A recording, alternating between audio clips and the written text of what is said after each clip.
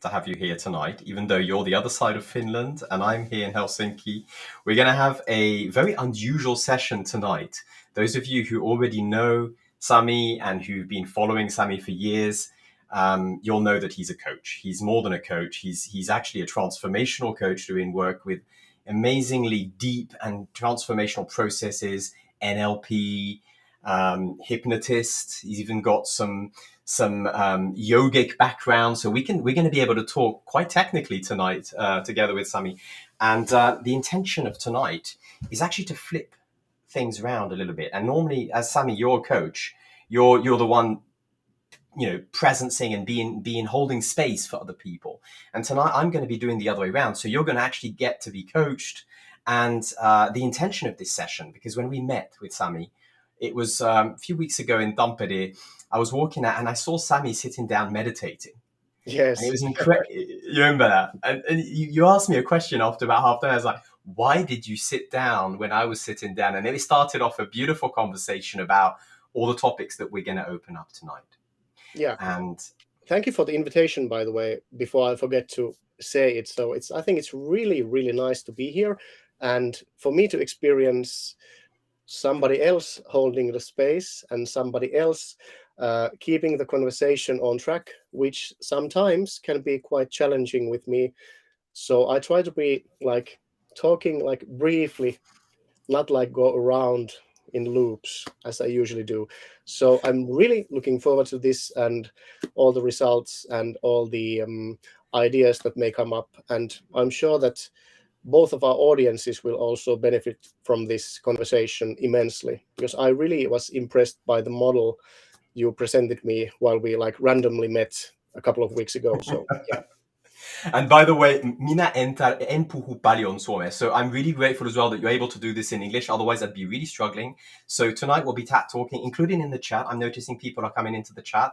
Welcome. We will be focusing tonight mostly on the conversation. So it's a bit like if you're joining us behind the scenes in a cafe. It's like you're being invited into this relatively intimate conversation between Sami and I. So I'm not going to be giving as much attention to the chat, particularly if it's in Finnish, because primarily I won't understand much. But please stay with us in that sense that ask questions. I will check occasionally. Sami, tonight, the purpose of this is really just to serve you. As you said to me earlier when we were preparing this, you're never ready. There's always something to learn. There's always something to grow. And that's one of your superpowers, which actually I got from the data that we scanned this week on you, that you're constantly curious about learning new things. So tonight, all the time. Yeah. And so just to give you a little bit of a guidance on what we're going to do, I'm hosting this session with a process which is partly invisible, but the focus of today is going to be looking. I'm going to frame this. This is what I'm doing right now, just a quick framing with what we're talking about. And then we're going to do a check-in. A check-in is going to be really just where you get to talk and open up what you answered in all the data that we did. And then I might use some of the data analysis. And for those of you who have no idea what I'm doing, we're using metacognitive communication as a coaching tool. And I'll open that up as we go along. So you'll discover the periodic table of communication and other things like that. And the end of this session, if we don't know what's going to happen, but the idea is to not just have this beautiful, deep conversation, but it's to actually generate a micro habit, a communication micro habit for Sami, that you can actually use in your daily life, whether it's with your family, whether it's at work, whether it's even on social media. It doesn't really matter, but something, a tiny little thing, tiny little 2080 shift that can help you continue thriving in the way that you're already doing now. And then we'll do a check out with really how it went, sort of to zoom out from this whole thing. So that's the process. Are there any questions about this process, Sami, before we jump in? No, actually, one thing popped up to my mind, but I'm not going to say it. Actually, I just remembered that while I was filling up the survey, I was noticing that there is one thing in my communication that I have actually been focusing on to improve. So I'm curious if it has popped up somehow, and if it hasn't, let's see. We can discuss it later on. But I'm sure there is lots of room for like improving the skills. Yeah. And the reason why I like this approach so much is that I love language. I love words. I love the hidden meaning behind the sentences and the words and the huge like package that communication is entirely. So I think it's one of the most fascinating things is to understand that how we communicate with ourselves and how we communicate to other people. And yeah, I'm really looking forward. So I'm all yours.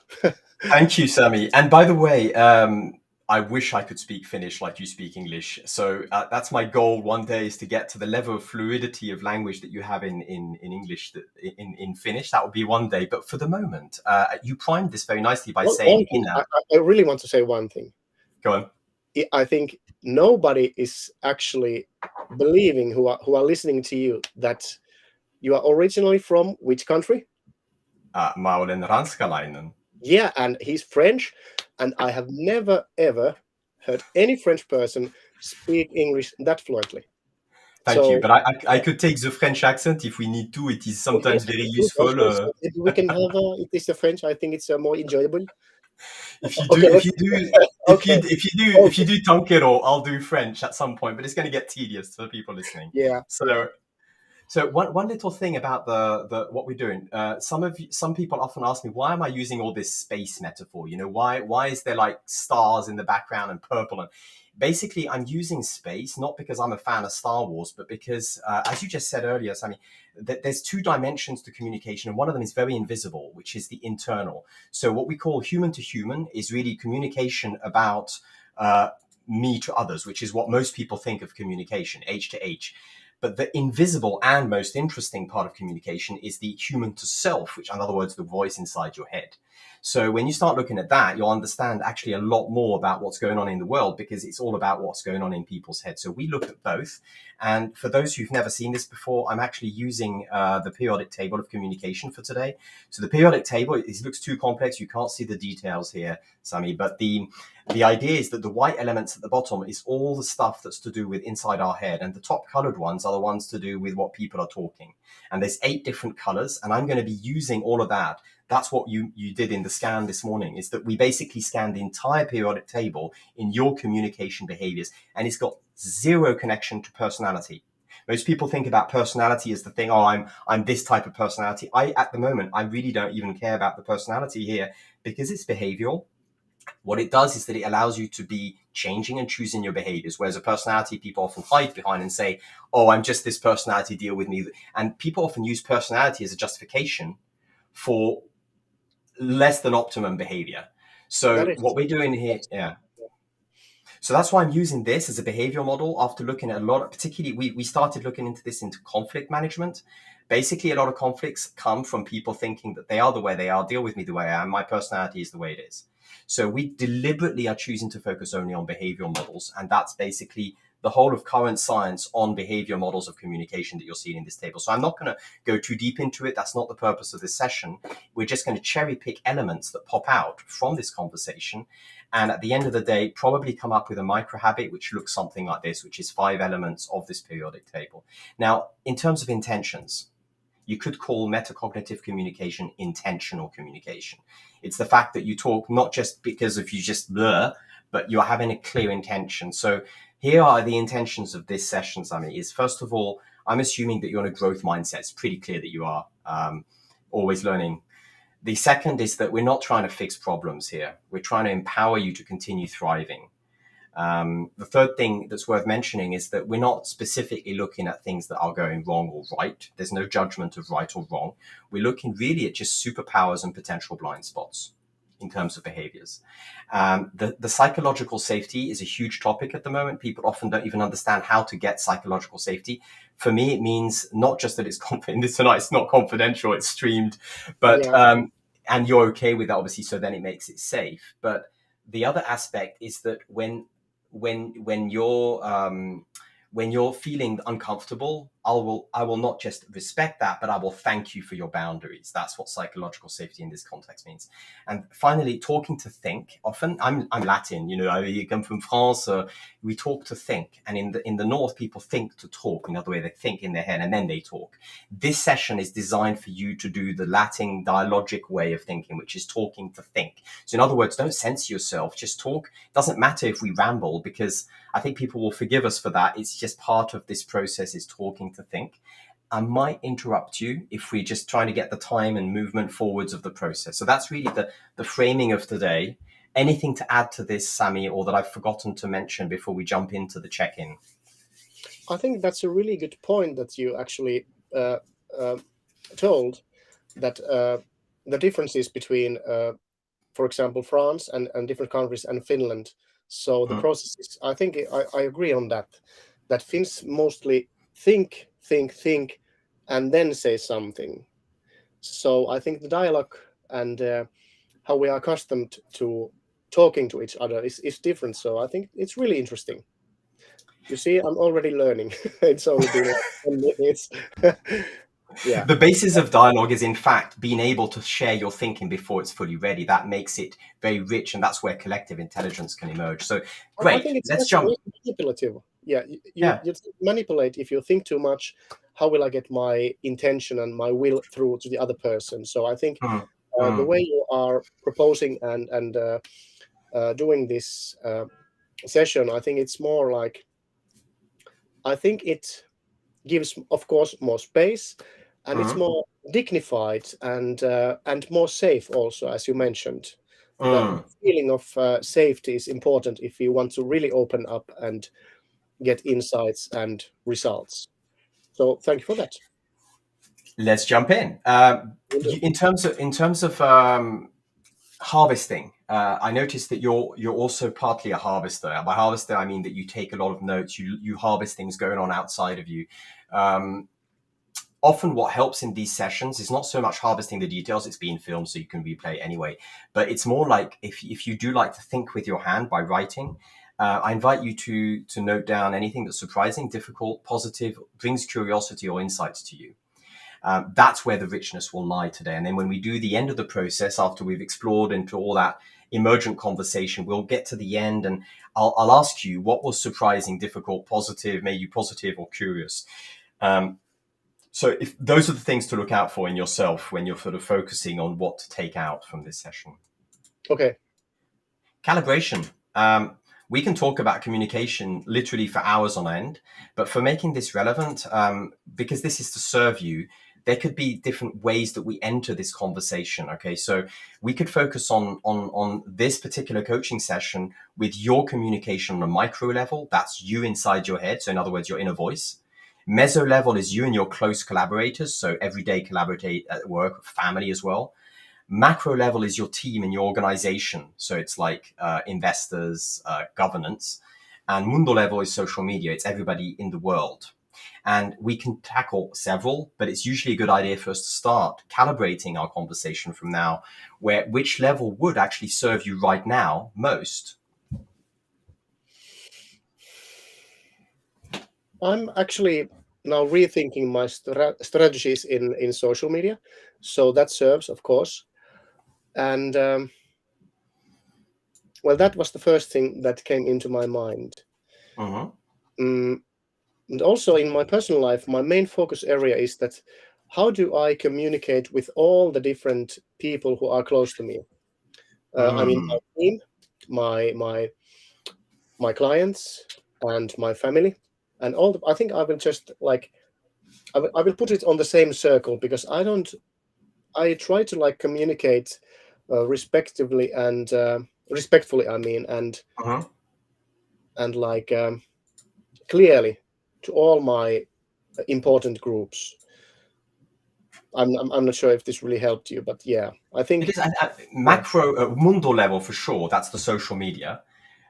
We can talk about that. That's very interesting because you're already very established in social media in Finland, and you've got already a very strong brand. So we can use that as a sort of platform for thinking. But I think also meso micro, because meso is where you're talking to your daily circle, whether it's home or work.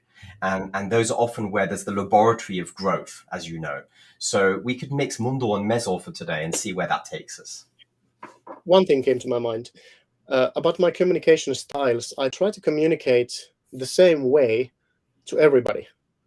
I mean, in social media, of course, there's a difference that what I choose to share publicly than what I share, of course, to my closest friends or to my wife, for example. Mm, mm, But I really want, what I've learned during my life is that it always pay to be yourself.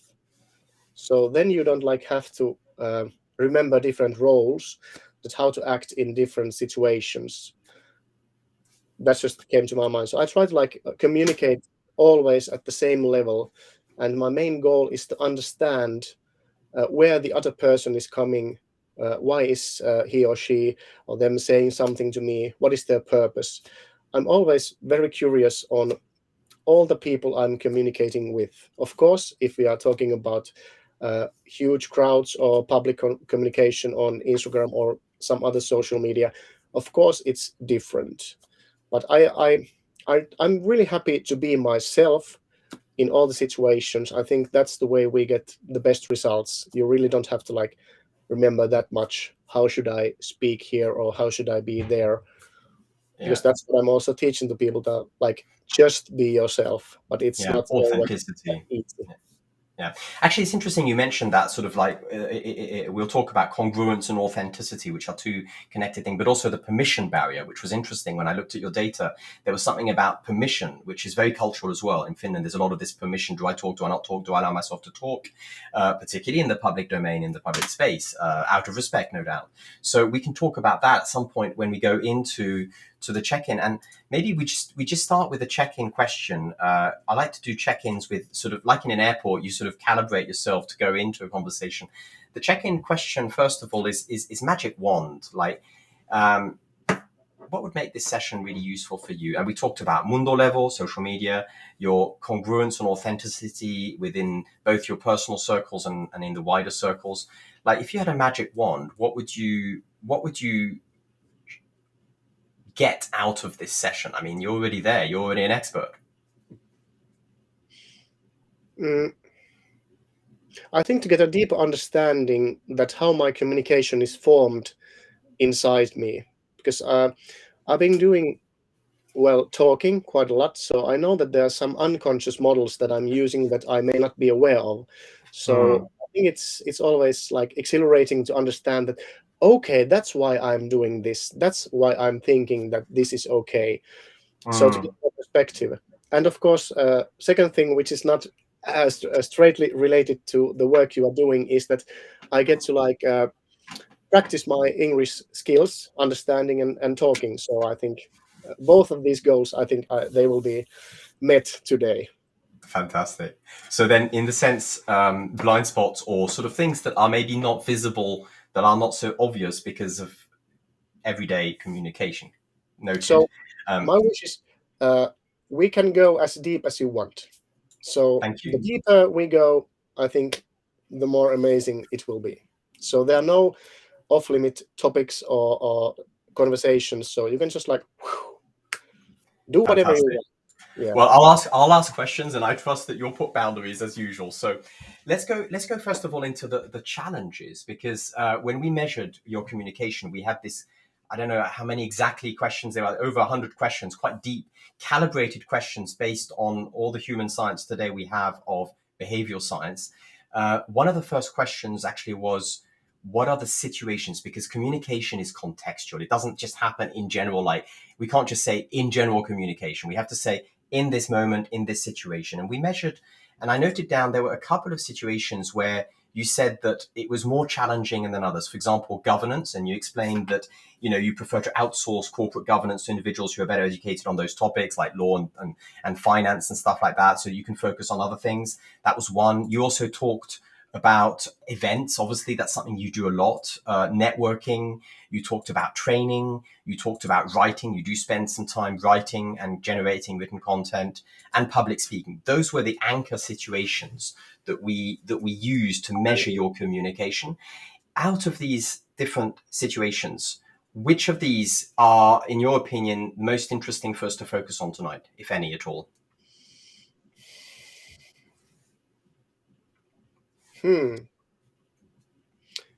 Well, my mind circles back to the maybe the corporate governance thing. I think one can like develop in all areas if there is like enough interest. And it's not that I really wouldn't understand how corporate governance works and how accounting works and how all the basic stuff in corporations work. That is simply something that I am really not that interested in. Mm, However, I find it really important that I know what is going on in different areas of my life, or areas with my partners, or with my um, companies, or otherwise. So I think it's mm, important, but I think the reason is that I'm not an accountant, is that I'm not really interested in going into the minute details of different mm. legislative things. I mostly trust the expert on those things. Yeah, that just popped into my mind regarding to that. Yeah, yeah. And Okay, so in a way, like, let's go where the conversation takes us in terms of situations. Those are the situations where you're most commonly communicating. Obviously, there's more to it than that. There's plenty of other situations where you might be, from coaching itself. Some people in the chat have been singing your praises, by the way, Sami, that you've been helping them a lot. So there's also coaching communication is another topic, and I think, like, if we go further forward into your dashboard, like, you basically have here a dashboard which is these are Google slides that I'm showing you that I'm going to yeah, open up and I can send you afterwards. I hope you don't mind me showing this live on the stream. please do. Okay, so this is going to be our base for conversation, and just one thing, just to give us an overview. I like looking at big pictures. This is what we scanned. We looked at 8 different topic areas of your communication. We looked at your influence. Obviously, there's a lot of influence already happening, but using conscious influence, and using influence in a way that's ethical and aligned with your deeper values, as we talked about earlier. We're measuring attitude towards change and chaos. We're measuring the chaotic balance, which is the sort of invisible red thread of process that you have when you coach people. We're measuring your flow. That was one that I wanted to deep dive into with you, Please do. which is, yeah, and alignment, which is another fancier way of talking about empathy and emotional intelligence. We're measuring needs, which is the seat of conflicts and where problems often start with interpersonal conflicts. We're measuring ego.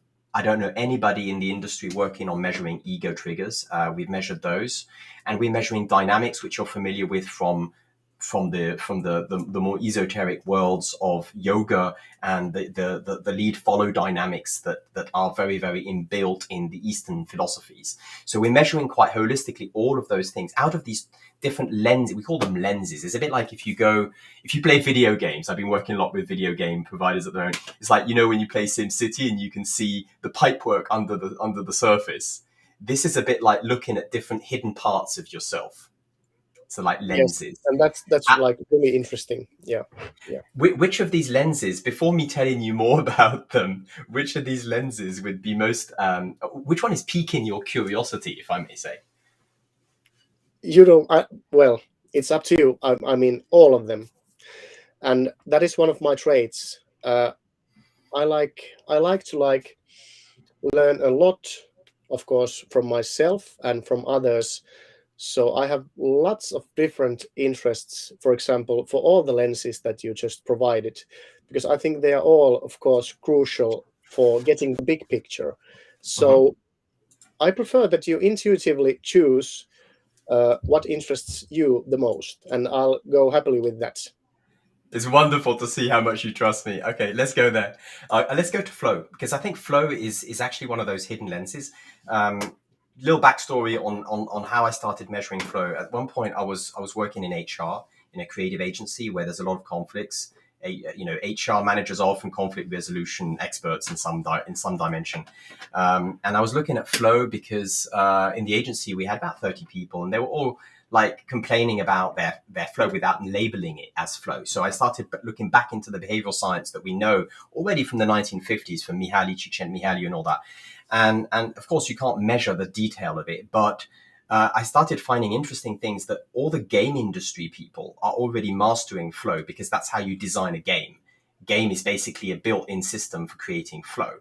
And many people think that flow is something that just happens accidentally when you do something enjoyable like sports or coding or art or creativity. But actually, you can engineer your flow when you understand some of the key metrics that are used so you can self-evaluate. So this is what we did in the scan. We basically have 4 key metrics that we looked at. And before I show you your data, I'm just going to give you the mental model that I use so that it makes more sense when we look at the actual data. Yes, thank you.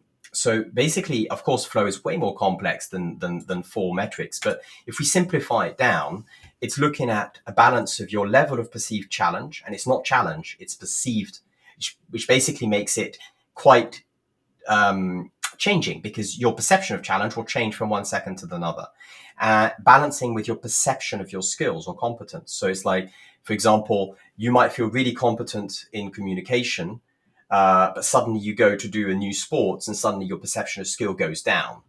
And the skill can change by people giving you praise and compliments. So it's very actually fluctuating. It's never set.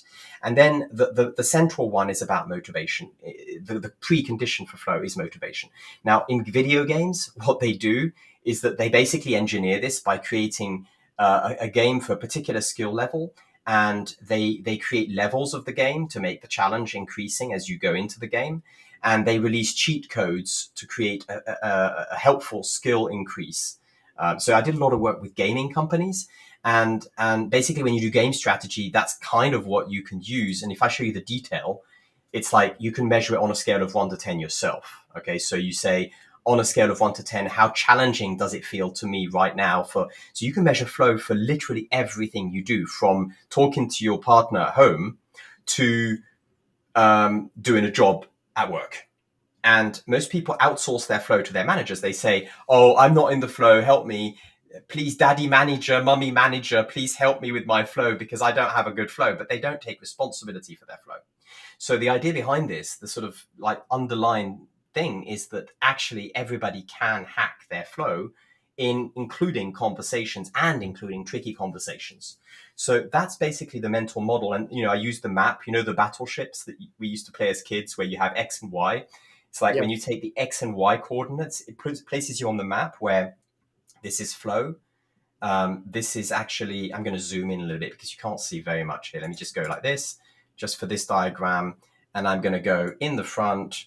There we go. So basically this here is called the challenge zone. This is flow zone. This is the comfort zone. And this is the apathy zone, where you get depressed in. So in the times today when mental wellness is a hot topic, most people would benefit from knowing how to hack their flow in everyday life. So, when you have very, very comfortable life and control, they say life begins on the edge of the comfort zone, which means, in other words, just increase the challenge. And what we might think of as being more challenging is actually going to bring the flow when you're in the control. And vice versa, if you're stressed, it's often just clarifying the challenge to feel that reducing the challenge that gets you into flow. So the reason why this is so important is that in HR, for example, or if you're in your daily life coaching people, if an HR manager says, I'm going to always solve every problem by training, they're really missing the point, because sometimes actually it's the opposite. It's not training that you need, it's changing the challenge perception by setting clearer goals. So this is a time saver, a money saver, and also a great life hack for you. So that's why I measured it here with you. And so do you have questions before I look at the data with you on this? No, I have some things on my mind, but I think we should look at the data first. Sure. So if I now go back to the actual slide where your own version of flow is mapped, obviously your motivation is super high, and that's hardly surprising because I'm going to show you now the screen with this. Your motivation, I mean, as an entrepreneur doing what you love, it would be surprising that you wouldn't be motivated. So your motivation is, I'm going to hide behind this. This is your flow map with the 4 metrics. Okay, so your motivation is 10 out of 10, meaning that you feel very highly motivated, which basically takes you up towards flow. Your perceived feeling, the actual experience itself, is the yellow circle, which is the experience of flow, as the color suggests. And then your perceived level of challenge and competence, quite interestingly, are quite at a different end. Obviously, that could be just an error due to my questionnaire that might be clumsily written, but it also is an interesting difference between the feeling and the rational X and Y. That's where there's often blind spots, is the difference between rational thinking and more intuitive feeling. And so here, because we're measuring flow in communication, not flow in general, what's interesting is that your highly competent because you're a coach and that's your job to communicate. So your high competence of 9 out of 10 means that you're somewhere on this side, and then your level of perceived challenge is very low. You put 0, which of course, if I were to reframe the question, you might put a different number. But even if we just take that 0 and 9, what it means is that you're, in communication terms, often in the control and comfort zone. It is, and it's a learned habit, because I used to like be socially scared. I really like avoided meeting people and talking people, and I think I started working myself and my communication skills. I think it's like 20 years ago, because it's like a really, really exhausting way to live, to be scared of normal conversations. So not all conversations are like emotionally easy, but I'm always confident that once I understand where, for example, other person is coming from, and when they possibly understand where I am coming from, we can, like, for example, nicely accept that we have a difference on our opinions, and so it's like less personal. And I think the curiosity that I am developing in myself, I think it's the main key, that I enjoy conversations. And funnily enough, I enjoy them almost too much, because even though my wife is talkative, she's like sometimes, yeah, I think I'm gonna sleep now, if it's okay. Yeah. Yeah. It's basically, here's an idea to play with, just an idea. If the perception of the challenge level is relatively low in comparison to the skill, it means that the difference between the actual feeling, which is the flow, and what the rationals are telling us, which is probably control, relaxation, it means that most often your communication is oscillating between being in flow and just being in a sense of control, which is a nice spot to be in, by the way, because nobody likes to be stressed for long periods of time. So unless you're addicted to stress. I'm not sure if I like picked it up correctly, but I think I try not to be in control of the conversation. I used to try to control the conversation, like the way I would like it to go. I mean, like really, really try to like push someone to a different direction. Mm, Nowadays, I ask questions. I try to listen and listen and listen, and then like form a model of the other person's understanding of the world and what's really mm, on deep inside. And what I really enjoy is the meanings behind the words and behind the sentences, which are not said like aloud. So there are like many stages. I think, yeah, I don't know if the stage is right, but like different depths of understanding and meaning behind the words.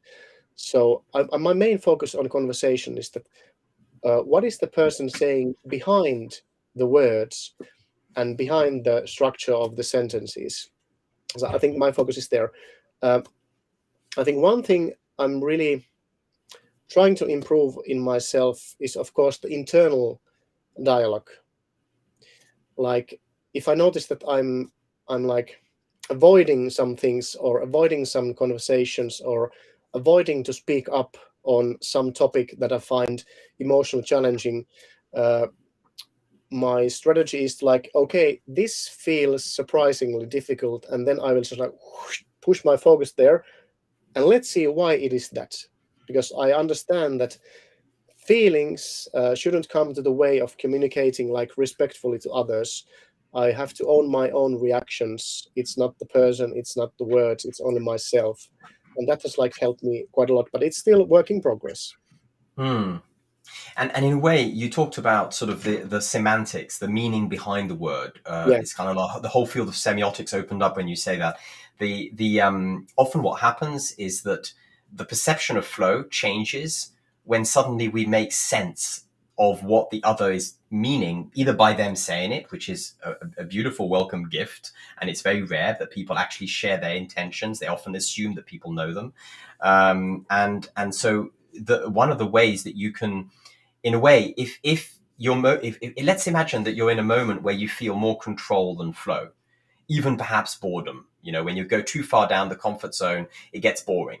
Then a way that you can hack that is to increase the challenge of your perception of challenge by upping the communication challenge.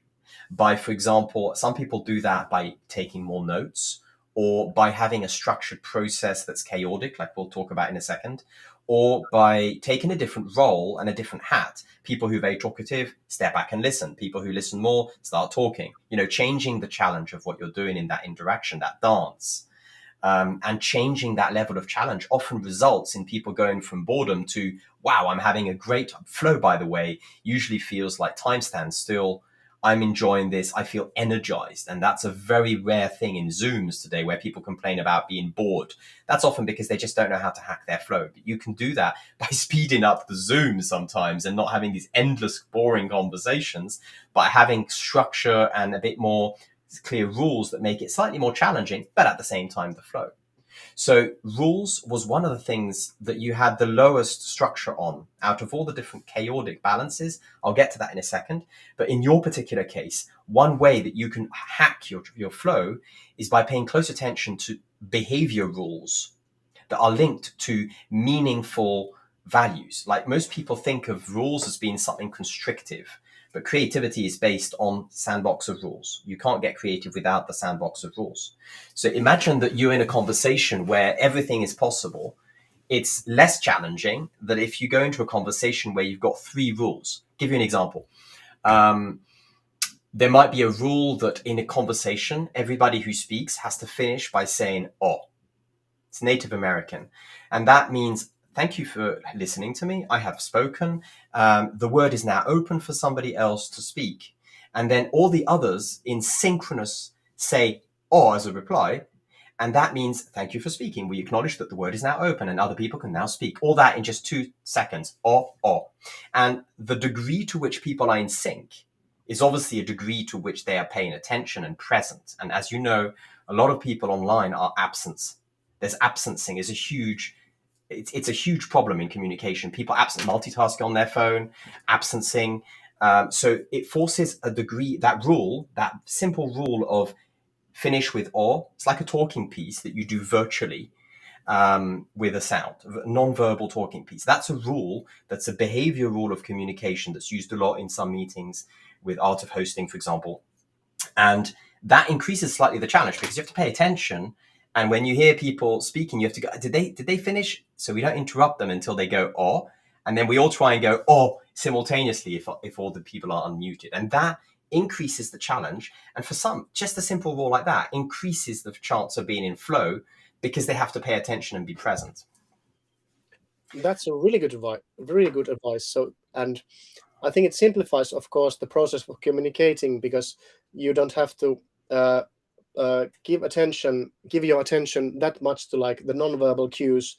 Okay, now maybe he or she has stopped talking. Maybe it's my turn. I think that's a good way to acknowledge that. Okay, this was my turn. Who's next? And yeah, that's really good. Really conscious.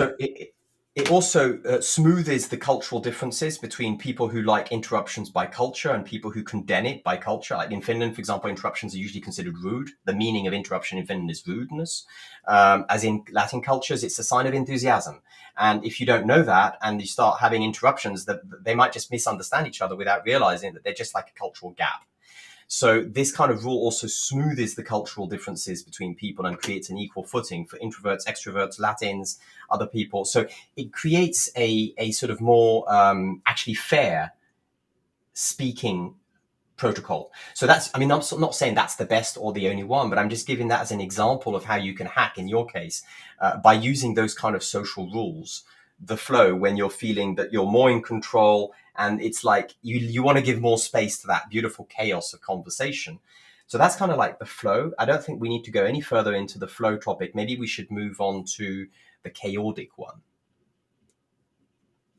Chaotic balance. Have you ever heard of the word chaotic balance, by the way? I think in different terms. I understand what you're meaning, but not those words specifically. chaotic, chaos and order. The idea of chaotic balance comes from D. Hock. He was actually the founder of. Order in chaos. Sorry, There's order in chaos. that's order and chaos. Beautiful. Basically, order and chaos blended together. D. Hock, interesting person. I'll type him in the chat if people haven't heard of. He's an invisible hero of mine because he founded the Visa Corporation, but he was a very conscious guy who looked to nature as an inspiration for building social systems. And D. Hock was very successful, as you know, from Visa is a very well-known payment system. But small company. yeah, apparently it was actually one of the biggest corporate ventures ever. So yeah, something worked. And what he did was that he coined the word chaotic in his book, The Birth of the Chaotic Age, which has been used by a lot of people as a background of theory. And essentially what it says is that nature has chaos and order.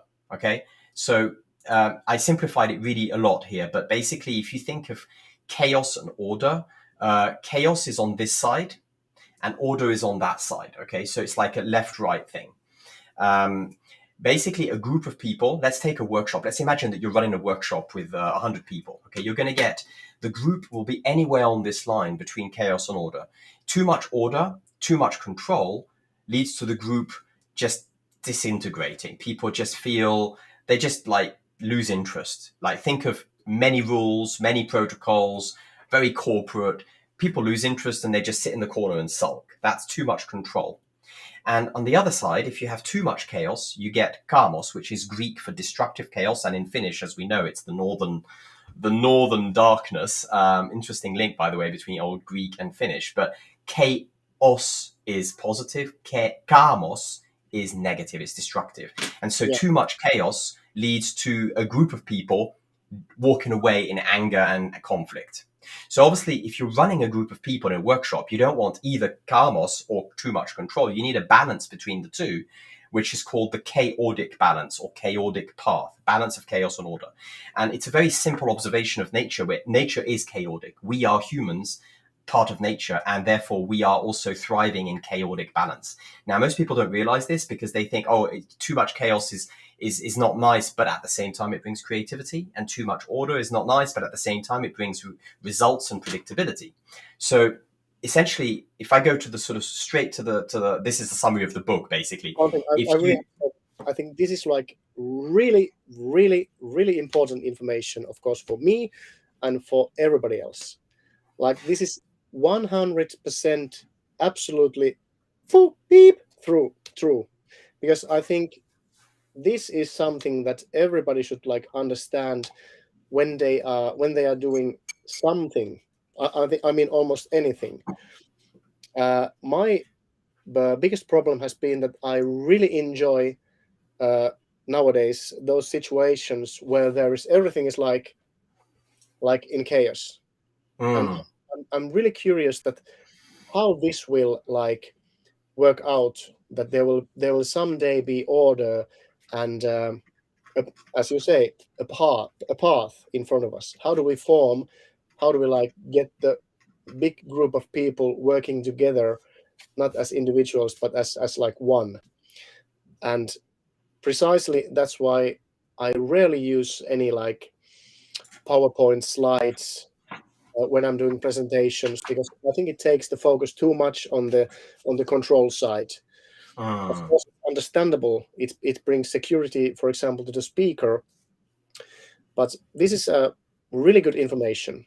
Yeah, please. I have to say. And in the chat, but thank you. I mean, this is a dialogue, Sami, so we can interrupt each other as well. And we're not going to use the all rule because there's only two of us. But yes, in a way, chaos can be enjoyable if there's a creativity that comes out. And most people associate chaos with emergence. And that's a confusion between chaos and emergence. Like emergence is basically the output of a great conversation. You're having a dialogue, something comes out that you hadn't expected. It's called emergence. Emergence is necessary for collective intelligence. Like humans are desperately needing more of that. People are so focused on discussion and trying to be right and wrong that they forget that the beauty of human interaction can be that we can together think of something new that nobody had individually thought of. And that's emergence. Now, but chaos is not the same as emergence, even though it feels similar.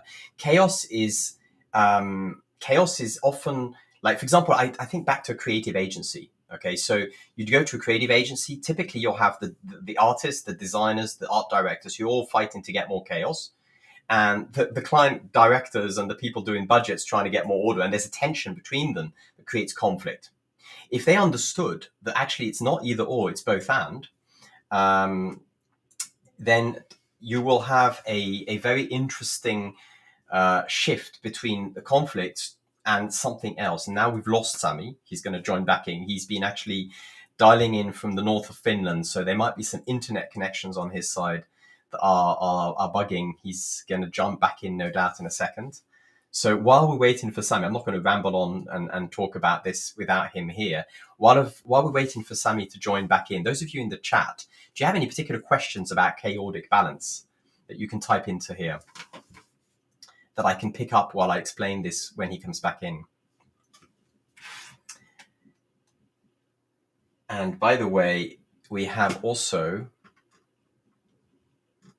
there we go, here he is. I'm back. Welcome back. Had to switch connections. I think my modem just died. It was on cable.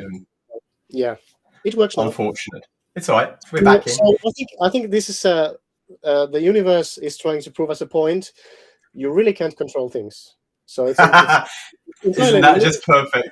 It's all just chaos. It's just big chaos, and you try to I'm in control, but really you are not in control, man. Shit happens. That's exactly it. Maybe that was an unconscious thing that you generated just to prove the point that chaos is everywhere, and it's great. Yeah. Okay, so let's go into the basically, like, most people understand this intuitively. You need a balance, and this is not taught in management school, but really what should be taught is that how do you get that balance? How do you engineer it so that you don't get too much control or too much chaos? And that you don't have this endless debate and discussion in teams where people who prefer chaos are fighting for chaos and those who prefer order are fighting for order, and there's no real collective intelligence. Yeah. Essentially, there's two ways of balancing it. You have the order control path, which is this white one here.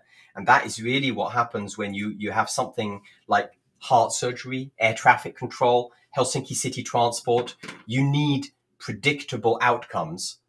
And then you just need a mixture of order and control. For example, air traffic control. You don't want too much chaos in air traffic control, thank you. But there's most other places where you need creative problem solving, where you need creativity, where you need fresh thinking, where you need new thing coming out. Then you need a chaotic balance of chaos and order. So the majority of people's daily life and work should be a chaotic balance, not this one. But if some of you listening are budget controllers, for example, you'll probably prefer to have this order control path. But let's assume today that we're focusing on chaotic path.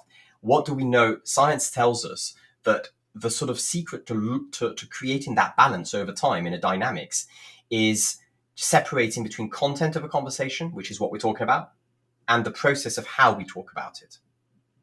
And most people have no idea of the process of communication. Like, great example of that is you see meeting agendas. A meeting agenda is a great way to measure chaotic balance. You look at how is an agenda sent out in a meeting.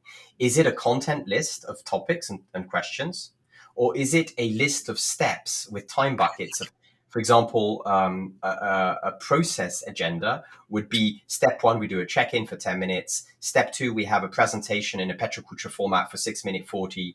Step 3, we have a discussion for 12 minutes. Step 5, and so on. And those are steps of process. But what happens most of the time is that people put order in the content by sending an agenda with a list of topics with zero understanding of how you're going to get through those topics. Not surprisingly, you have a chaos in time management, and it results in people losing time in meetings and wasting and feeling that they've not had enough time to finish their meeting. That's a typical result of not having a good chaotic balance in online conversations, for example. When you start measuring that in large conferences like Slush, you'll notice that essentially everybody is structuring content. And science tells us that actually what creates the balance is the opposite. the more you structure the process, the more you lock the process with order and control, the more you can afford to have chaos in your content, which is what actually we really want, because it's in that chaos of conversation that comes the best ideas, the best ways of problem solving. In coaching, that's where the insights come. So the secret basically that science teaches us on this, and that D. Hock uncovered in his book, is that the more you build a structure that's invisible of process, and that's like rules, roles, time, process steps, but anything to do with how you communicate, the more that is structured, the more you can have a beautiful chaos coming. And that's what locks down the chaotic balance. And very few people realize this. So what they do is that they try and put structure in the actual conversation. That's where the difference between a facilitator and a coach, a facilitator and a host. A host in a conversation, like a TV host, focuses on process. They have a time card with time. A facilitator tends to focus on the content of a conversation. And what science teaches us is that if the more you structure the process, the more you're going to have a beautiful balance of chaotic thinking. And so what I measured, really, this is all an introduction to show your data, is I measured where there is more chaos in your daily communication. Do you have questions before I show the data? Yeah, I think this is like a topic that is really concerns all areas of life, of course. So if there is too much chaos in life, people tend to feel lost and miserable, because there's like not a single point where I could like hang on to or grab onto. So I think there's a point in life where you have to also understand that in some cases chaos is needed. For example, in conversations to get like results, as you mentioned, and in general, as you also said, maybe I'm just like repeating what you said, but it is also absolutely true. Too much rules kills the flow, kills the ideas.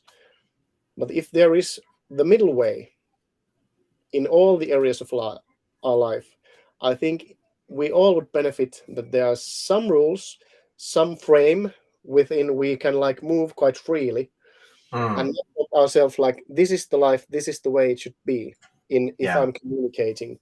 So at the moment, in some areas of life, I am still finding out that how much chaos like suits me and is still having positive effects on my performance. So it's a really interesting topic, but let's look, of course, at the communication. Yeah, let's look at that in terms of communication, because if you think of it all comes down to what is the standpoint you're coming, the intention, like the meaning you give to chaos and order. Like personally, I might have a preference for order or chaos.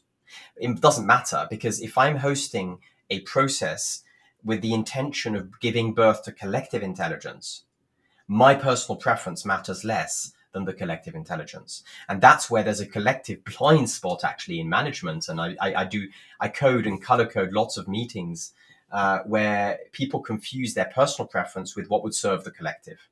So that's an interesting one that might be also, and I'm not saying it's a blind spot of yours, but I do recognize it as a collective blind spot, that people think that I like order, therefore I should bring order in the meeting. No, what does the group need is the question. And so if we look at your data, you have, exactly as you said earlier, you have, I'm going to zoom out again now so that we can see this, but if you said that you like chaos, well, it's quite clear, because your score of chaos here, which is the 10 out of 10, is a measure of the freedom, in other words, chaos of communication. And that's not a bad thing or a good thing. It's just the way it is. So clearly you're very congruent, very aligned between what you answered and what you just said, which is that, yes, you do like the chaos. And that is not a problem at all. It's just a fact. Now, when it becomes a problem is when this outer circle here is measuring a waste of time. You said there's not much waste of time, so all good. Houston, there's no problem. But if somebody says to me, look, are we wasting so much time in our meeting? Then there is a problem to be solved with chaotic balance. So in your case, there isn't any problem to solve. But just out of curiosity, if we look at the bottom ones, these are all the places which can benefit from being ordered and structured in a conversational setting. So if I zoom in now, at the bottom here, the one that had the lowest score for you was 6 out of 10 on the Likert scales of rules, guidelines, templates, procedures, and best practice. So if you have a chaotic balance to find, that's your sort of lever. That's the thing that would help you personally find better balance, is bring in a little bit more order and structure into the rules you use, and then followed by 7, which is how you harvest and collect information. The other one, which is how you structure your learning of whatever you're learning. And the other one is how you schedule and plan. Where those were the 4 that were relatively to each other lower. And I'm not saying they need more structure, because there's not much time being wasted with you. But if you do find yourself wasting time or feeling that there's too much chaos, those are the levers that are going to probably help you most. I think these are like excellent points and excellent observations. My approach to challenges is kind of like double-sided sword. So it's like it's a thin line, whether it's good or bad, because I used to get motivated by challenges. And of course, one way to make up challenges is to be chaotic in all areas of life. So the more you have a structure and insight to yourself and how I am living, how was my day today, the more there's a chance that the chaos that is too much, like sort of like goes down. That's one thing that I have recognized myself. Yeah, I had some other thing also in my mind, but it's sort of like, yeah, maybe one thing also to note. Somebody may also guess that I have ADHD, or not from the worst side, but if you have ADHD, you really, if you want to like concentrate on things that I may keep mundane, sometimes it's easier for me to have like a formulated chaos. For example, if I really want to like get results, I usually have simultaneously, for example, what I did, I think yesterday and also today. So I'm really sometimes like multitasking, and it's not for everybody. So I may be like looking into a science video, and then I have a book, and then I'm also writing at the same time. Not for everybody, but there's also a balance that has to be found. I enjoy being in challenging situations, but not like so challenging that they would like wear me out. But I really enjoy when I can solve problems, and I noticed that I really have wanted to show myself that I can like challenge myself up to the limit, and I can solve every problem. So I noticed that all people need some routines. I think it's more important than any other thing, at least in my perspective. If I don't have any routines in daily life, even though they can be quite mundane, it keeps, I think, people on track, and it keeps life more meaningful, because you know that these are my, for example, 5 main tasks that I want to get done today. They don't have to be like really big, but I think that has been one of my solutions to bring more order into my life that is quite changing all the time. If there is no chaos at all, I get bored, and when I notice I get bored, I noticed, okay, why am I bored? What haven't I done? What haven't I looked into? Did you see the connection between Yes. flow and chaotic? The Yes. level of perceived challenge in your case is linked to the chaos. And this is so, by the way, thank you, before I forget, thank you for mentioning ADHD, because it's a topic that's often disregarded. Those who have ADHD know how difficult it can be to function, and they also know that it's a superpower, right? It's not actually a problem. It can be a really great superpower, but when you understand how it works and how you use that superpower. So often people with ADHD find that chaotic balance comes better by structuring tasks and time and process. So they intuitively actually stumble upon chaotic balance by doing their online research about how to tackle ADHD. So that's a really good thing that you mentioned it, because I know that there's a growing number of people right now who are trying to get diagnosis for that and who are struggling because ADHD is still negatively regarded, and people don't recognize that enough how much it can be a superpower. That because often when you have ADHD, you have a high capacity for getting flow. Now, this is where little story is to share about flow. I used to have a boss who was extremely smart. I think he also was on the spectrum, but he didn't have it diagnosed. And he basically needed very high challenge and very high chaos to function. So what he would do is go around like the night before a client presentation and start changing all the slides, and then call the graphic designer and go, look, can you do these 3 changes for me? And he's getting all excited. He's getting in the flow. What he's doing is that he's basically getting his flow by increasing the chaos, increasing the perceived challenge. And as we saw in flow, that creates flow.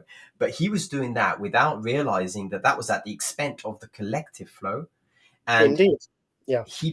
we noticed, because I was HR, so I was looking at people burning out and leaving. And I started to notice people burning out working with him. And he was like super nice guy, very kind. But what he didn't realize is that his flow was costing other people their flow. So this is why I mentioned earlier that the question of intention comes back, is that our chaotic balance and flow individually is quite different to the collective. And there's no right or wrong, but sometimes what we're doing for the individual in a collective process as a host or facilitator can actually be costing other people their flow. And that's why this, that's why this model is so important to actually, when you start thinking of your flow, if you understand that's actually a connection, that's a belief that is not, it could be a limiting belief or it could be an empowering belief, but your perception that chaos equals challenge means that you'll naturally, when you're bored, probably gravitate towards more chaos and less rules. Yes, and that is a trait that if you have like a traits of ADHD, even though it's not a diagnosis, I think it's really important to look, what am I doing? Because usually we think differently than we are doing in real time. So if people are like running to the same problems over and over again, if people are, as you've told in your example, if the staff is burning out regularly, regardless of who there is, then the problem is not in the staff. It's the requirements that I think it's not like, it's really not okay, for example, for me to use other people to get myself like in the flow zone.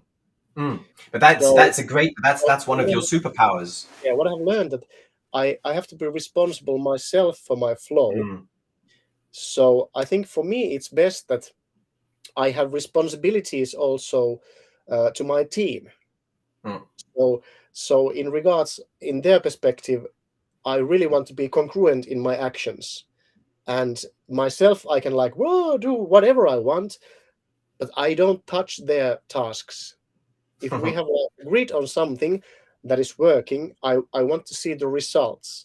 Because I've been in many, many companies, and it took me like a really long time to understand that I'm actually pouring all the things, all the chaos to other people. I'm enjoying it. I'm like, what the hell? Why are you so worried? It's like, yeah, this is it. This is the shit. Yeah, Love it. I love it. Yeah. And people are like, oh my God, I'm dying. Yeah.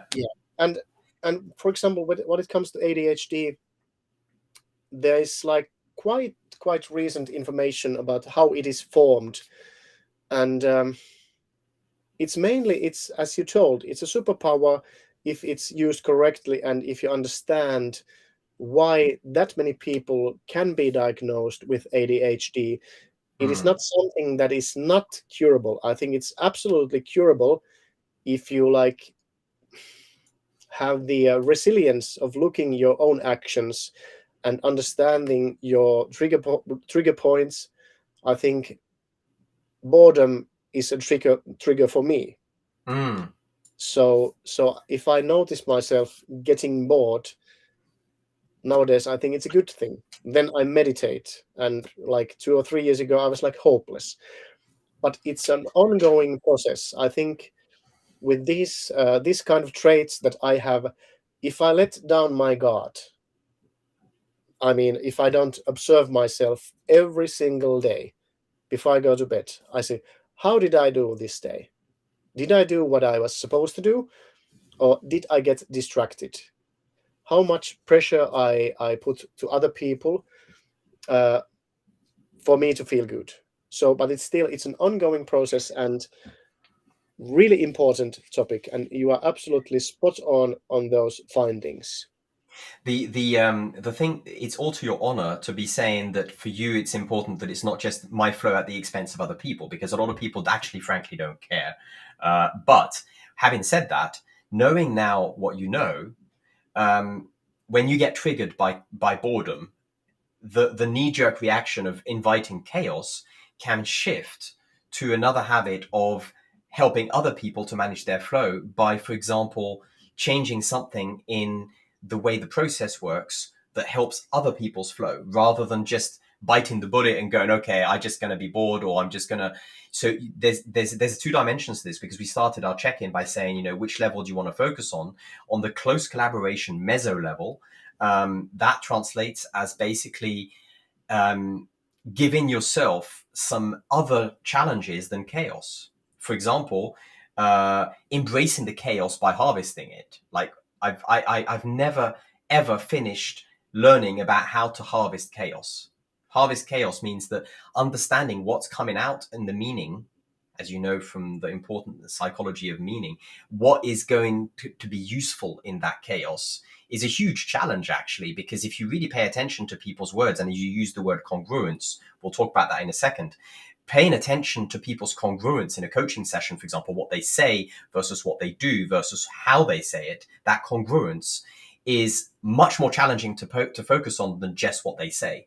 So one hack you can use instead of inviting chaos is to shift your focus. Instead of focusing on, okay, there's chaos, I'm now going to look at that chaos, embrace it by harvesting that congruence systematically by looking, you know, I have a grid on my paper. I just write verbal, which is, by the way, how we structured the periodic table. It's not by accident. Is that essentially the whole of the periodic table is structured in terms of that. Let me just point it out for you here.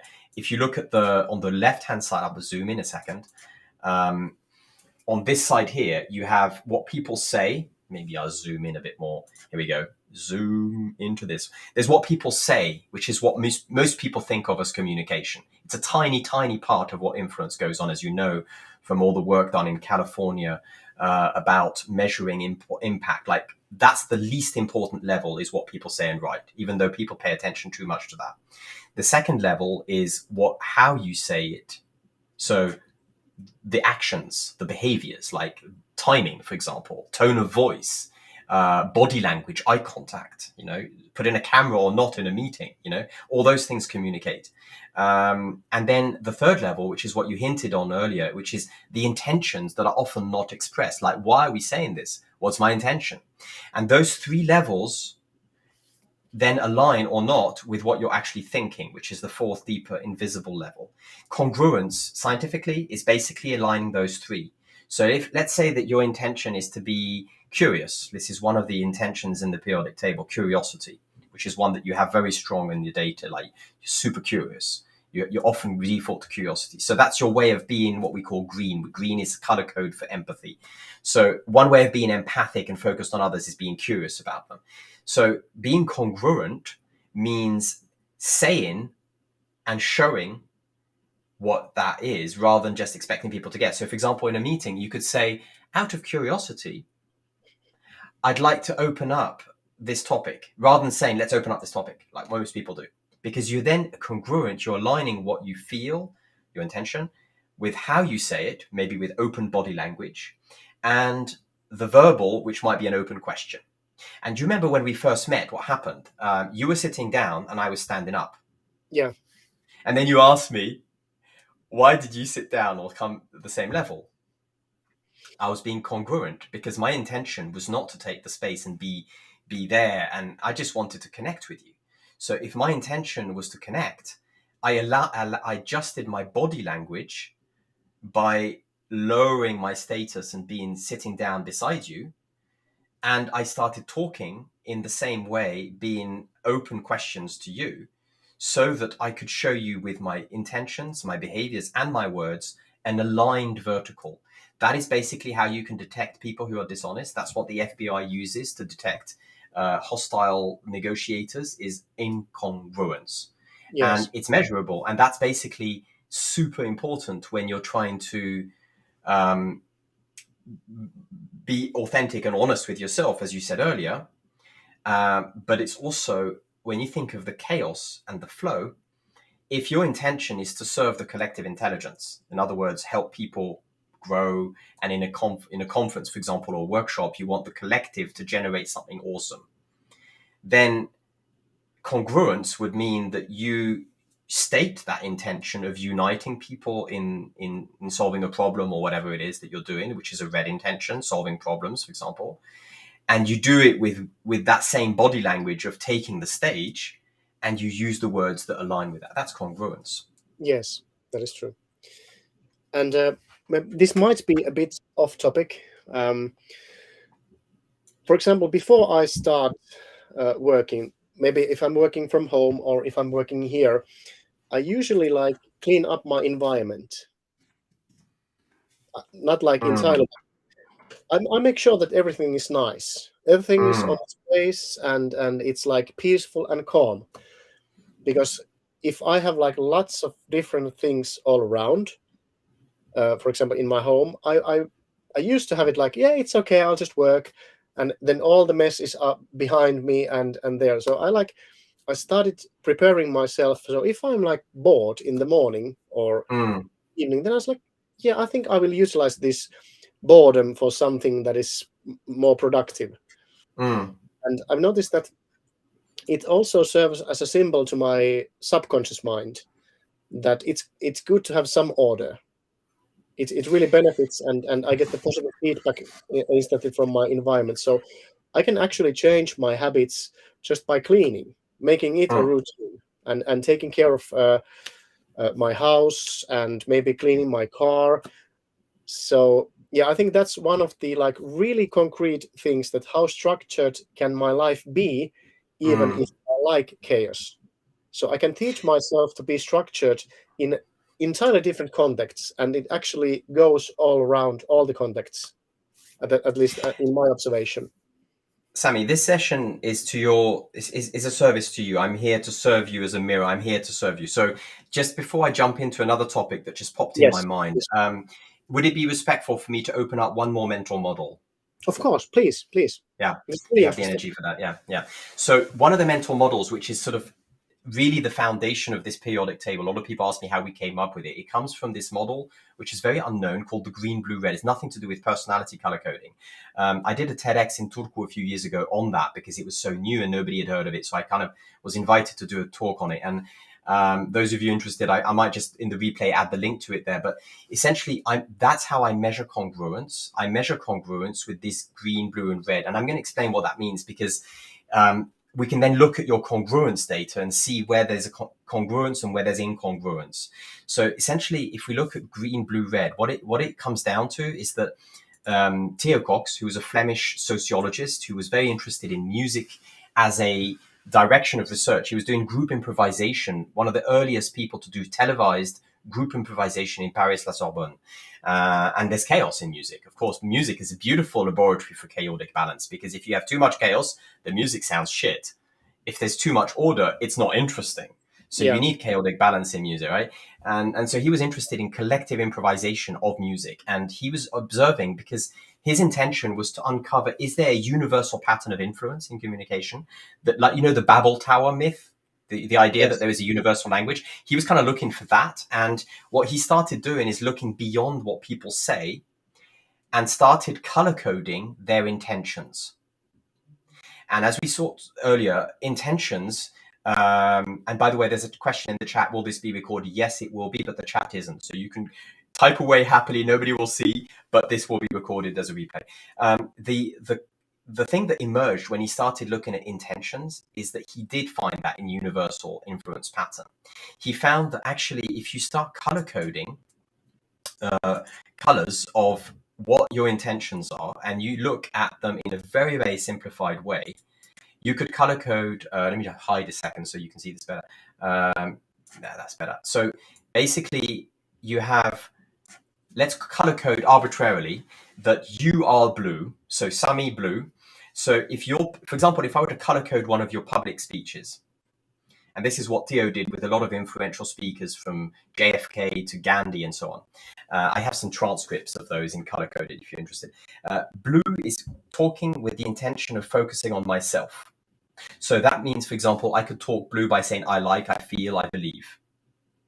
That's informing people. That's what we're taught in school as good communication, is talking blue, talking with the focus on what I know and what I inform. In fact, there's people who even teach that you shouldn't talk about anything if you're not informing. That's called talking blue, talking with the intention of focusing on my knowledge and myself and my beliefs, my values, and what belongs to me.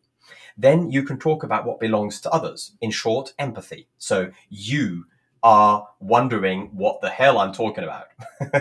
That's Yeah. green, Yeah. because I'm talking about what belongs to you, what might be in your mind. So if you color code, I'm going to use Hitler's speech because it's so common. Like, not that I agree with Hitler or anything like that, but I'm just going to use this to simplify.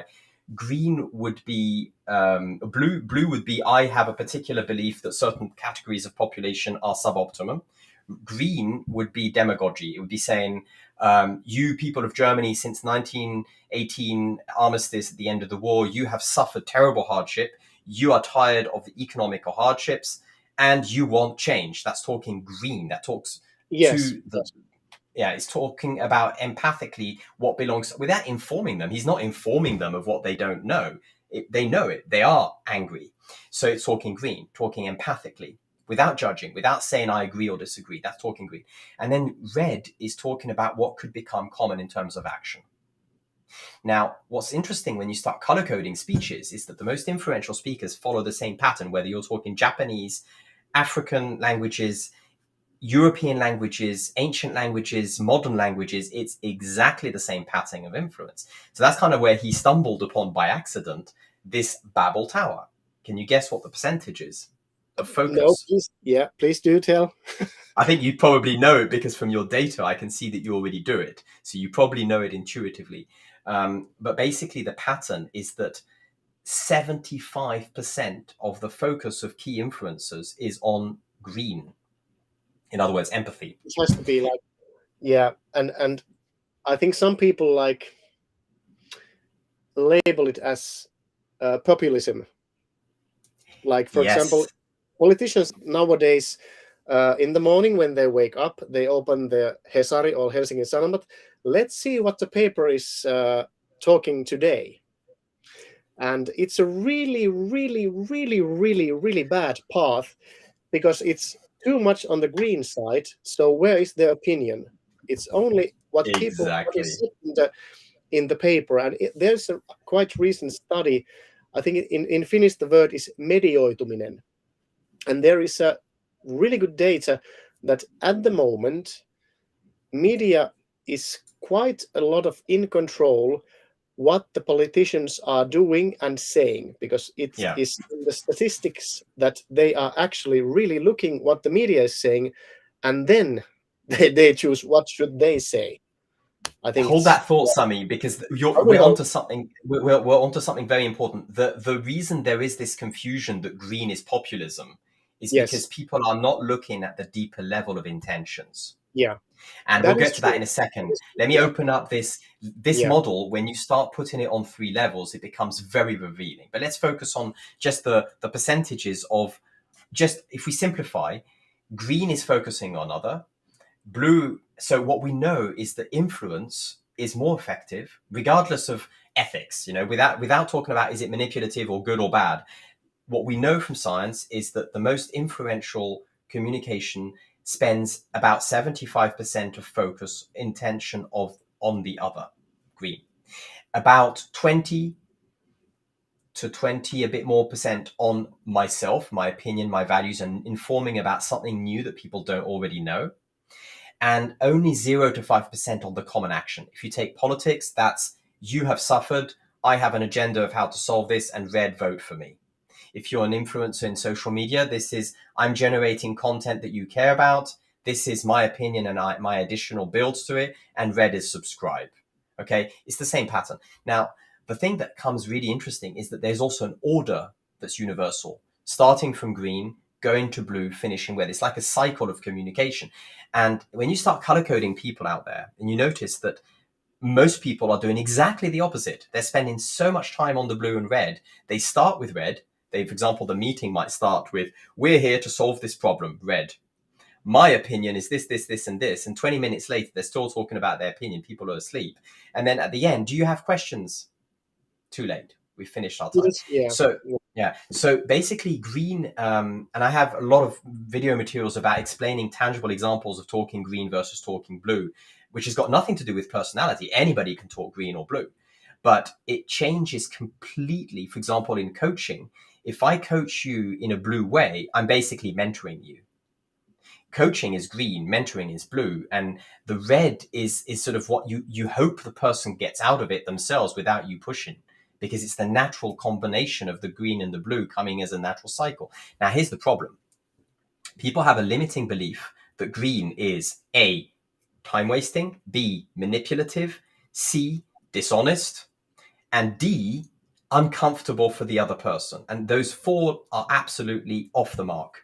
Because first of all, like green empathy feels awesome for the receiver. Like everybody wants to be seen. I've done ethnography for 25 years. I've interviewed people in over 50 countries. And I've talked to people even with translators without common language. You cannot interview a person in their home without being green. That's the way you build trust. I think one of the most important gifts that that one can give to another. I see you, I hear you, I feel you. I see you. I'm here for you. And I'm here for you. Yeah. And so when you start color coding your communication, and what we have in the scan is basically I color coded what you said from your data. That's why it's interesting. Even though you answered all those questions one by one, they're actually all different colors. So we can look at how they fit together. But one more layer to this is when you start looking at it on 3 levels. When you start looking at congruence in green, blue, red, this is what you see, is that you have the verbal green, blue, red, the non-verbal green, blue, red, and the intentions. And when you look at those 3, the influence comes mostly from the below the line of non-verbal and intentions. So if somebody's being green, this is kind of why politicians are having a bad reputation. It's because they focus only on the verbal level, and people think they're dishonest because they don't align their real intentions with their non-verbal, and people just don't believe them. They give them trials of intention. They don't trust them. But if let's imagine a world where people would actually trust each other, okay, given the trust generously. Let's imagine. Let's dream a little bit, you know. Let's dream maybe of another century. So, let's imagine a world that people would trust each other. Yeah. Wonderful. Why not? Yeah. You know, let's imagine that there would be trust. By the way, I do a lot of conflict mediation, and the basis of conflicts is people giving each other trials of intention, thinking, I don't know your intention, but I've decided that your intention is bad, and I haven't checked. So what happens is then you act upon it, and then you start creating difficulties. But if we just assume a second that people were to actually take extreme ownership of their assumptions and check them, why not? You do that, by the way. I can see that from your data that you do a lot of checking of assumptions. But let's say that would be a common practice taught in schools. What would happen is that, like, my intention of being green could be, for example, curiosity. If I say to you, I'm curious, that's 38% of my influence to you already right there, just by saying I'm curious. Then if I do it with body language that shows my curiosity, for example, if I'm curious and I just go, I'm looking at my phone, I don't show curiosity with my body language. I show disinterest. But if I am curious and I say, I'm curious, and I step forward and I look in your eyes and I say, I'm curious with an open gesture in my face, I'm showing curiosity. So that's 55% of my influence. And the rest is only 7%. Then all that I say is almost irrelevant because it's just the 7%. And people often do the other way around. They think it's all about what I said. I've sent this text message, now deal with it. But actually, all of it is down to the timing of the text message, the nonverbal, and what was communicated of intentions. And when you start measuring intentions, I saw in the chat there's somebody from Gylo Technologies, which is an AI company measuring language and doing incredible stuff with AI. I dream of doing measure of intention in communication that's typed online, for example. If you did a macro analysis of people's intentions in what they type, you'll notice that most people, A, don't write them. And if they do, they're not aligned with what they say. So this incongruence is the reason why politicians get such a bad press, because their intentions are not clear, or if they are, people just don't trust that they're aligned with their actual words. Yes, So, yes, yeah. so in a way that, Really good stuff. Really good stuff. Yeah.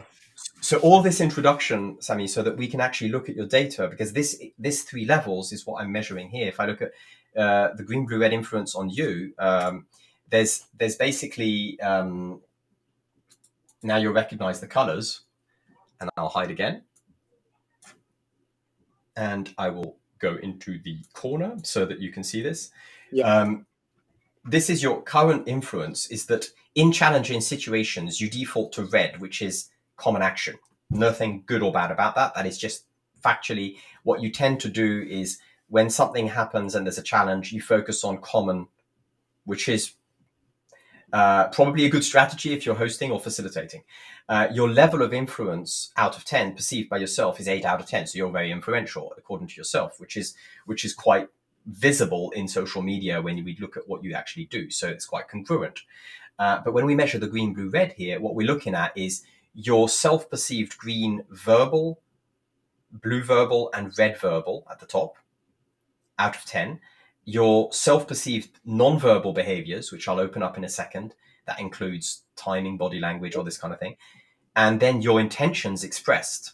What's interesting is to look at how they align vertically.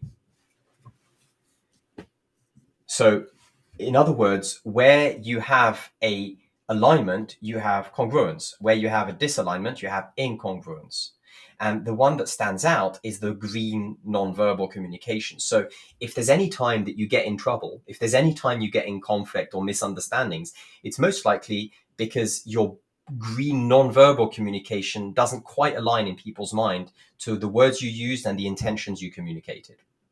What does that mean in Wow. This practice? is interesting. Yeah. Yeah. So what it means in practice is that green body language. Let's take the middle layer, because that's kind of like the most interesting. I'll open up the middle layer, which is all the body language, or the not body language is just one aspect of nonverbal.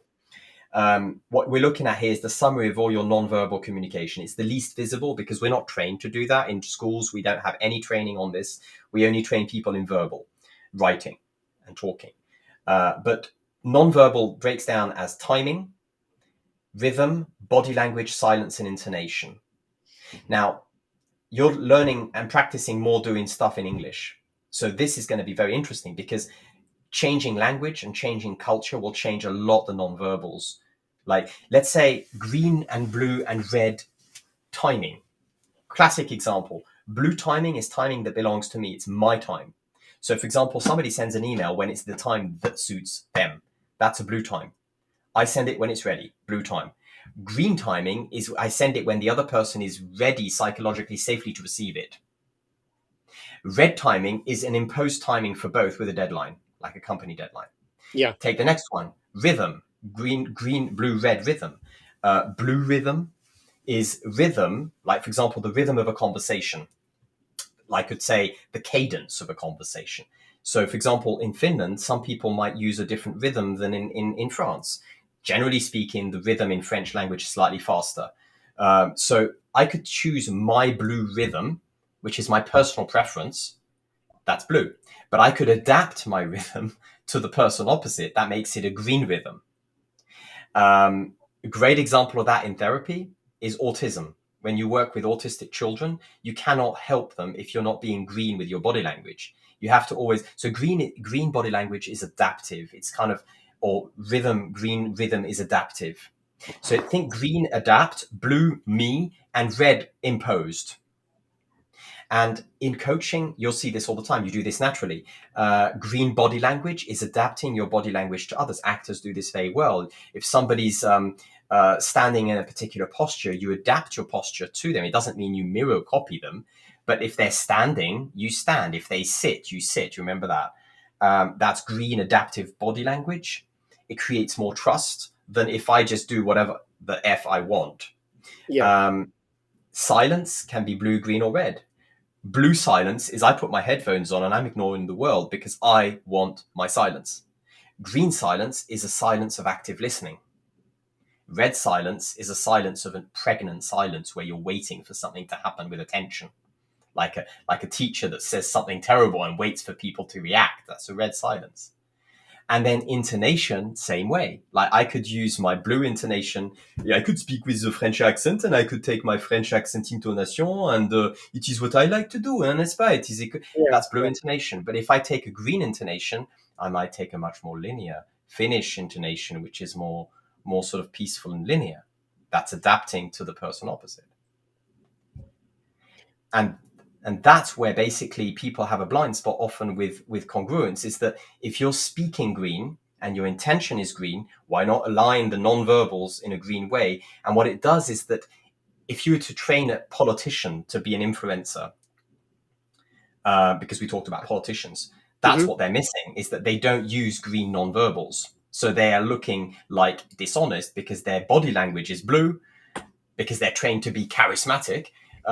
Their non-verbals are one color, their verbals is another, and their intentions are unclear. So it creates this feeling of manipulative dishonesty. Absolutely agree. And as you were talking about the intention, I think it's in different lines of work, sometimes it's better to be incongruent just to make a point. I mean, if you really know what you are doing. But this is actually, I think I made I think I had an like enlightening moment regarding to what you told me, and well, a situation that I have been like thinking and pondering and wondering, and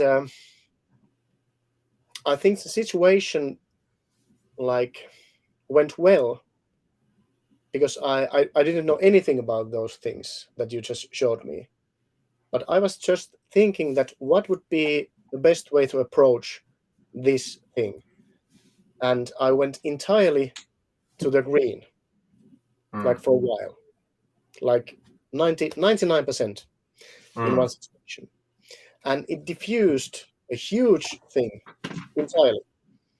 So actually I have a question for you. Is it, I don't know if there is an answer to this, but I assume that sometimes if you are really aware of these things that I really want to like dive into later on after this maybe, is it so that you can actually really intentionally choose that now it's important to be really green and then some blue? So I mean, can people consciously learn this model so good that they can like adjust it from situation to situation, or is it too subconscious? This is a beautiful question. I'll bow to that. I prefer questions than answers because they open up so much thinking. But there is some answers to that, actually. First of all, there are jobs who are trained to be green. Stand-up comedians, they're not funny if they're not green. Therapists, they're not successful if they're not green.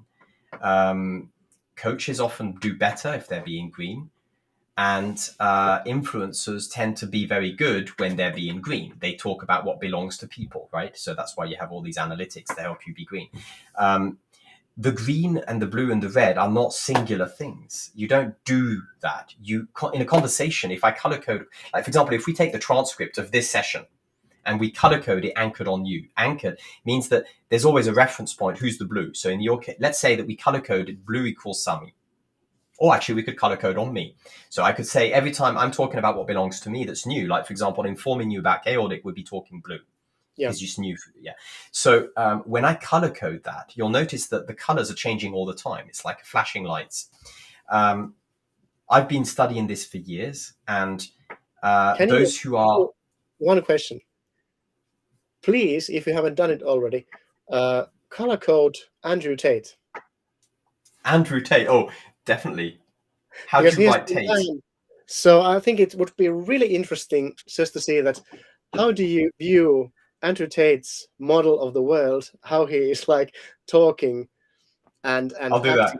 Doing, because it would be like really interesting. So definitely, I think let's have a conversation about that. Yeah, I'm actually looking. I'm looking for good examples of people to color code, and I'm actually struggling because most people are huge amount of material from Andrew Tate.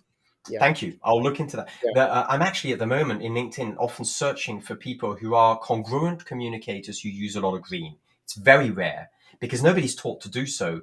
So therefore, most people are talking blue and red all the time. So what's interesting is if you look at patterns and you do this consciously, it opens up an ethical question, which is authenticity. Being green is often confused with being manipulative because people are not aware of their own personal intentions and the other's intentions. But if you bring those intentions to the table, it's no longer a manipulation. Is basically one way of defining manipulation in communication is when you hide your intentions and they're not aligned with your words. So if we assume that now manipulation is when you don't show your intentions, the opposite of that, it's called intentional communication or conscious communication, or what I prefer to call metacognitive communication. There are people out there who are excellent metacognitive communicators who basically start from their intention. Simon Sinek, start from why, your intention. Start from why, everything flows from there. Why am I saying this?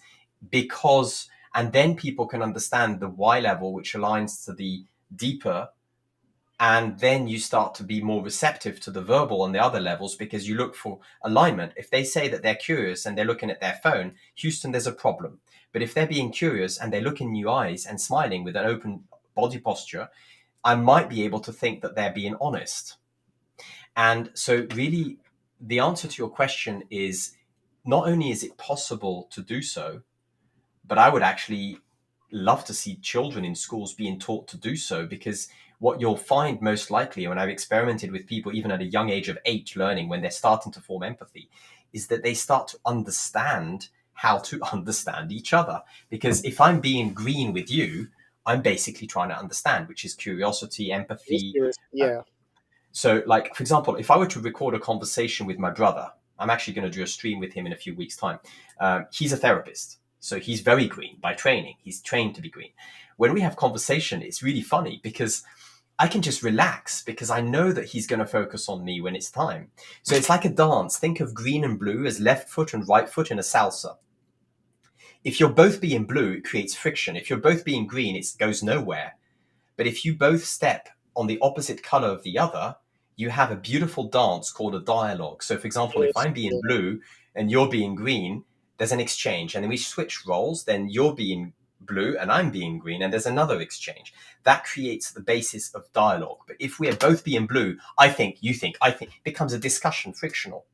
So essentially, the color coding, what Theo Cox said when he found this model, his whole life work ended up in one sentence: being intentional about your focus. And if you're intentional and you're clear with yourself and others, not only are you congruent, trustworthy, but also you're giving people space because you're focusing on them, not just yourself. So I think it's more than just possible to do so. I think it's actually It's quite necessary. It's beneficial. necessary. Yeah. Yeah, this is necessary for people to Mm, master. I think if you want to have a successful life in regards of communication, I think this is like the key. mm. This is absolutely important.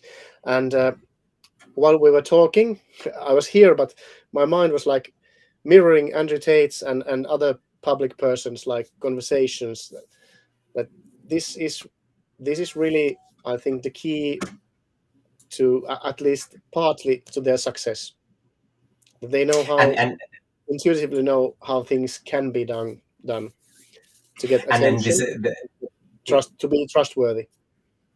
it would be really interesting to have another conversation and talk then after looking at the, like, for example, if you now look at your daily communication, you just take a snapshot of 10 minutes and you do an audio, and then you look at what colors you were using and your intonation, for example, and start looking at that and color coding. At first, it's like driving a car. You like everything's all manual and you're thinking a lot. But once you automate it, once you start being aware of it, what then happens is that it opens up the possibility to reduce conflicts and transform conflicts into trust.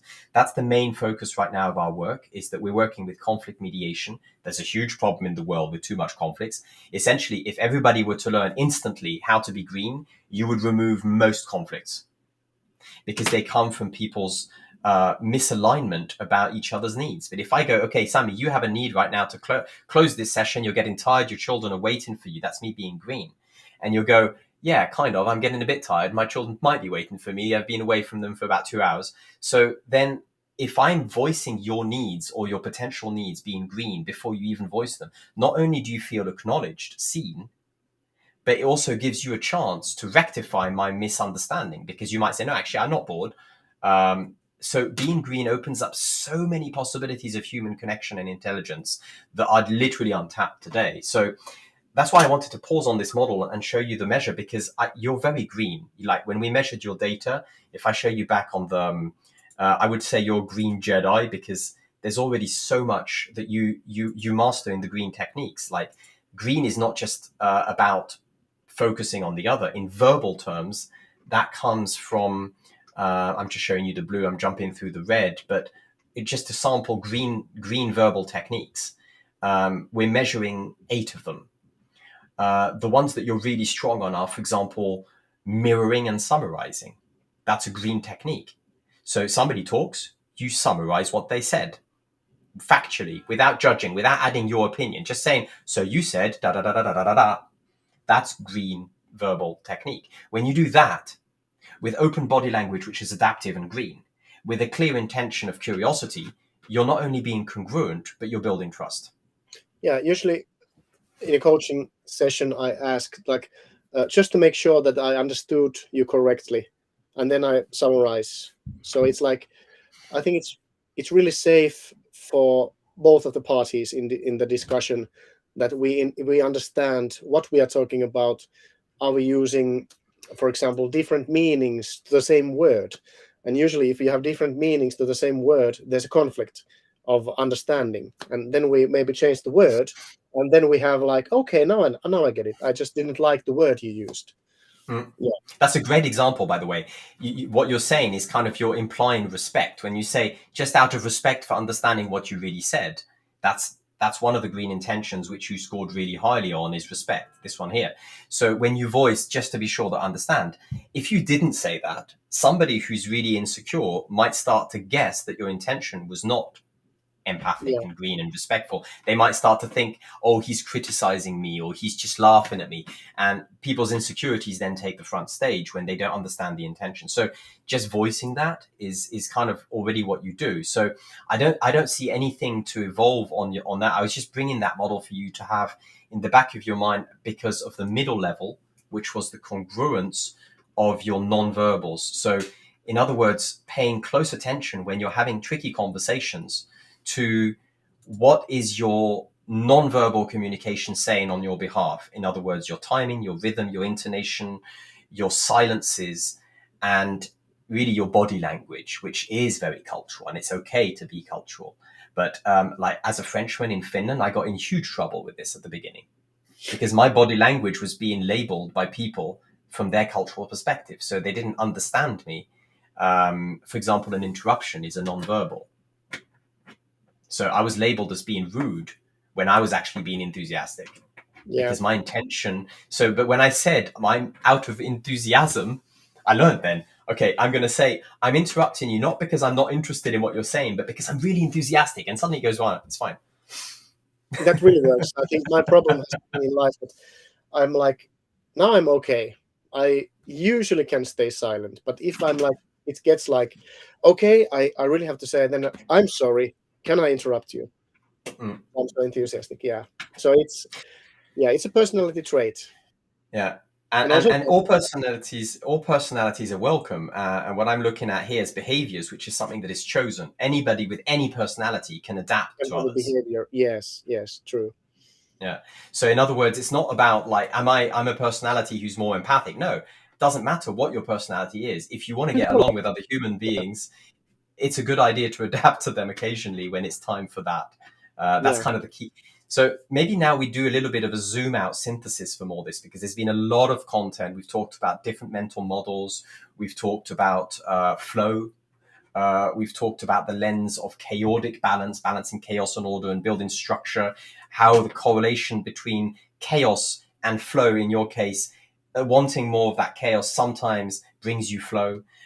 Then we talked about congruence of the 3 levels, verbal, non-verbal intentions. And then we talked about the green, blue, red model of influence. So we actually went through 4 lenses. You're obviously very curious, because most people can only take 1 or 2 in a session like this. So my question to you now, Sami, is out of sort of Now in process, we're starting to go down what we call convergence. So we're sort of structuring our thinking after having gone through all this beautiful chaos. I'm inviting you now to go into a little bit more structuring of our thinking, and maybe we could share from your side what was particularly surprising, maybe difficult, challenging, or positive, or any insights that you had, so that we can prepare ourselves to build that micro habit if we want. I think, well, the thing that popped into my mind was the green, blue, red, or red, blue, green. I mean, the color coding process. Mm. I think it's a thing that people really should look into, and myself also. And the congruency between all the levels. Congruence and green, blue, red. Yeah, Yeah. yeah.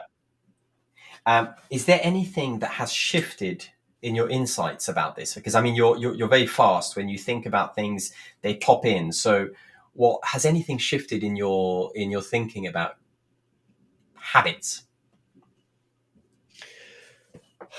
Habits. I think habits make a person. So I think it's safe to say that habits can be changed, Mm, but through repetition and through structured process. But mm, you can't change anything that you are not aware of. mm, So what I learned from this session was that I have been on the right track when I have been noticing how I behave in different situations, and I got more in-depth structure of what to really look into when I am mm, trying to develop myself as a better person, as a better leader, and as a better coach. So it gave me a bit more like perspective that there are quite a lot of more insight to look at my actions through this model also. So it's not just one little thing that I noticed, but I think I like the big picture. mm, Okay, this is a model that we can actually use to benefit a lot of people, not just myself. mm. I think this would be really, really, really good for, I think, anybody who is interested in learning how they communicate, how they live their lives. And I think people would benefit also that, like, I think it's good to put yourself in a position where somebody else is trying to like ask you questions that bring insights just by asking the question.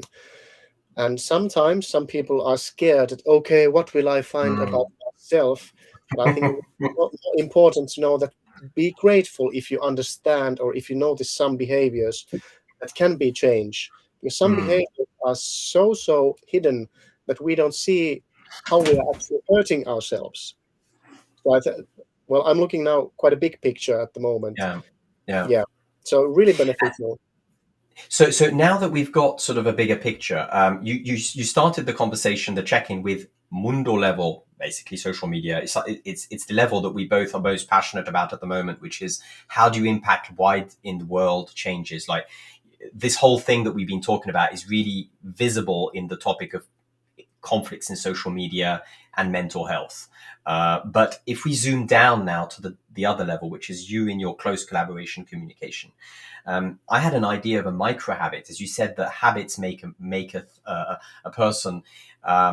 There's a micro habit that you could play with that could be something that we build right now. Please, please. And micro habits is something that people know about from Atomic Habits. James Clear wrote about. He didn't invent it; he just crystallized it. But the way we think about a micro habit in communication is if I take the periodic table with all these elements, and we've talked about the green, the blue, and the red, and there's a whole area around the blue and green around needs and Yeah. conflicts, and that's another whole area right there. But if we pick basically from this periodic table 3 to 5 elements, little squares, and put them together in a sort of a little logical order, what we find as a micro habit is a habit has a trigger. So a trigger is something that brings you out of autopilot.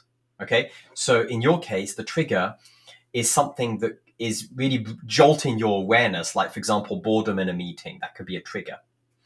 The next thing is, because we talked about aligning words with actions and intentions, the congruence. Basically, a micro habit in communication is by default all three together aligned. So if I just now show you on this diagram, you would then define an intention with a body language action and a word that you would say, and hopefully at the end of it you'd get a reward, which is something that belongs to you. So here's a suggestion. I'm just talking to think, so let's build this together, this co-creative thinking here. The triggers I noted as we talked was boredom in the flow lens. So it's something that comes in your awareness when you feel like the desire to have more chaos, if you like. Boredom. I think I can be a bit more precise. Repetitive tasks that are easy, mundane. Yeah. So the way I have tried to come around it is that, how do I make, because I know that repetition is a key. Routine is key, at least in some parts of maybe successful life. So by giving them different value, even those mundane and repetitive tasks, I have been turning some normal things quite around, but not entirely. So let's say boredom, repetitive tasks, mundane and easy things could be the trigger. So let's imagine that one of those would be you're in a daily conversation or an online meeting, and you start to feel it's just a repetitive thing. You have to go through the motions. That switches the autopilot off, and you go, oh, I'm going to try a new behavior just to see what happens. And that behavior would then have an intention. Now, if I look at your data, one of the things is that as a coach, you constantly have to be green. You have to be focused on others because you're there to serve their growth. So the intention could be one of the 6 green intentions, which are, either empathy, either curiosity, which is one of your strong ones, either I'm just going to go quickly. I'm not going to show them because it's going to take too long to switch screens, but I'm just popping them up on the side of my screen here. Kindness, respect, building trust, empathy, curiosity, and connection are the 6 green, six intentions of connecting to others or focusing on others. You have a strong capacity to tap into any of them. So it's really a matter of let's choose the one that's probably the easiest in everyday conversation, which is respect, which you tap into in coaching. Out of respect, let me check what you just understood or said. So we could put, when the trigger happens, out of respect, the action could be to pay attention to your actual body language.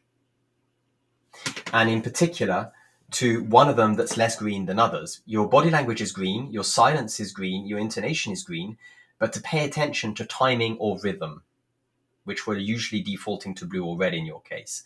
So we could pick either one. I think rhythm is the easiest because in a conversation, if you play music, it's kind of like the BPM, right? So you could literally narrow it down to when you're bored and you want to be respectful, pay attention to what is the conversational BPM of the people opposite you. What's their implicit or explicit need of rhythm? Yeah. One question arose to me. Yes. I think I may be talking a bit different.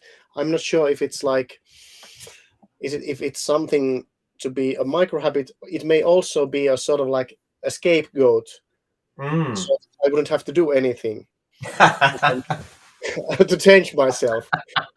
So I could just say, well, people, I have ADHD. I can't do anything about it. So if I get bored, I just move around and come back. Yeah.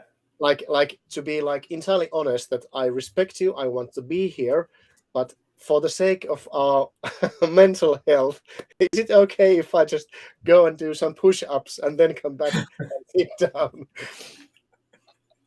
It's interesting you say that. I saw it's very relevant what you're saying as well in terms of etiquette for Zooms. I saw this rules for Zoom in one company that said it's okay if you have ADHD to turn the camera off. That's really interesting because people often assume that when you don't have your camera on, you're trying to cheat or do something on the side.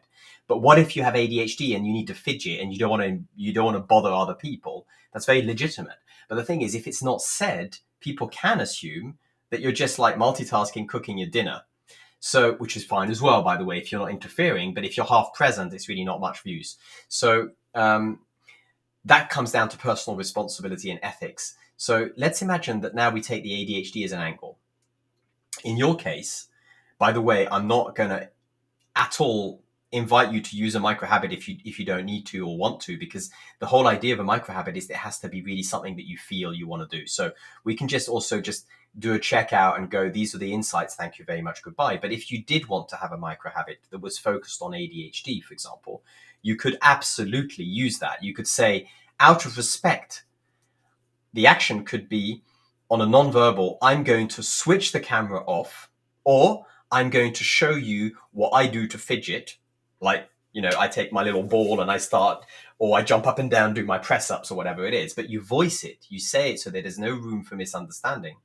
And then you're congruent, because out of respect, I do this, and you say it. So you're verbal, you say like, you might, and this is what you could use as a green technique, which is the one that you had lower, is called an accusation audit. If you're interested in green techniques in hostile situations, you can check out Chris Voss, the FBI guy. You've seen him. He talks about this technique called accusation audit, which is literally in a hostile phone call with a hostage negotiator, for example, where you list what the other person might be thinking negatively against you. Now, you can take a mini accusation audit about ADHD and say, okay, when you get bored and you want to fidget or do a press up, you find the right time, the green timing, and you say, out of respect for all of you who might be thinking that I'm not engaged, I'm going to do some press ups because I actually have ADHD and I need to focus on what you're saying deeply. And you might assume, you can say it with your own words, you might assume that I'm doing this because I'm not engaged. Actually, it's because I have ADHD. And if you're okay with that, I'm going to do my press ups. And then the reward would probably be trust. Yeah, I think now I'm reflecting back my behavior like in the last month.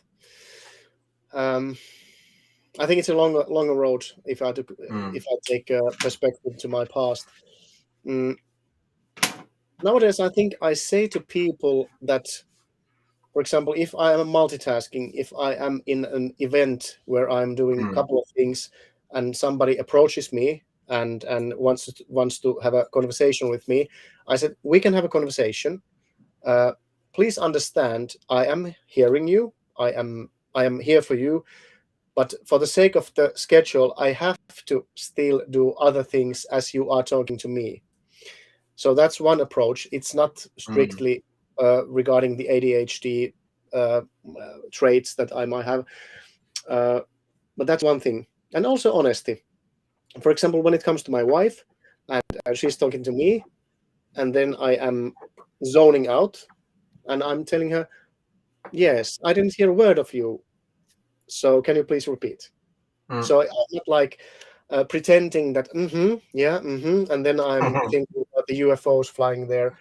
So yeah, honesty is, I think, it saves a lot, but you cannot use it as a scapegoat, because ADHD is, you can train yourself. You can develop new habits. You can actually stop fidgeting. I remember when I was doing a TV show, the producer said that when they are filming you, my hand was like doing this. I was still, when I was standing, my hands were like, other hand was like doing this. So then I just like, okay, I stopped it. But you have to notice that what are you doing unconsciously? And that's really interesting observation, because often people use ADHD as also an excuse for an inertia, a bit like personality models, like, oh, I'm this, deal with me. But actually, as you said, it can be, meditation. If you can stand still, regardless of what your mind is saying, you eventually learn to stay still. It's just a way to teach. And the way ADHD is formed, I think it protects the child from the environment that they are not prepared to handle. And it doesn't mean that the parents are bad. But because the children pick up all the feelings in the environment they are, and if there are feelings the child cannot process, their mind, as a protection, gives them a model to like look the other way. So it's sort of like dissociation. It's not like it's not a disease that should be medicated, but you can actually train yourself, I think, out of it entirely. It's not easy, but it has been done, and there's quite a lot of new research on that area too. This is a very deeper topic that could take us a long time, but I just wanted to come back to this thing of ADHD. Yeah. If you go to the core of it, that multi-focus, that ability to multi-focus and even hyper-focus is a superpower. Now, imagine that you were to train, and I've seen people with ADHD train that, the need for hyper-focus and focus on multiple things is just a need to focus on multiple things. It doesn't presuppose that it has to be fidgeting, as you said.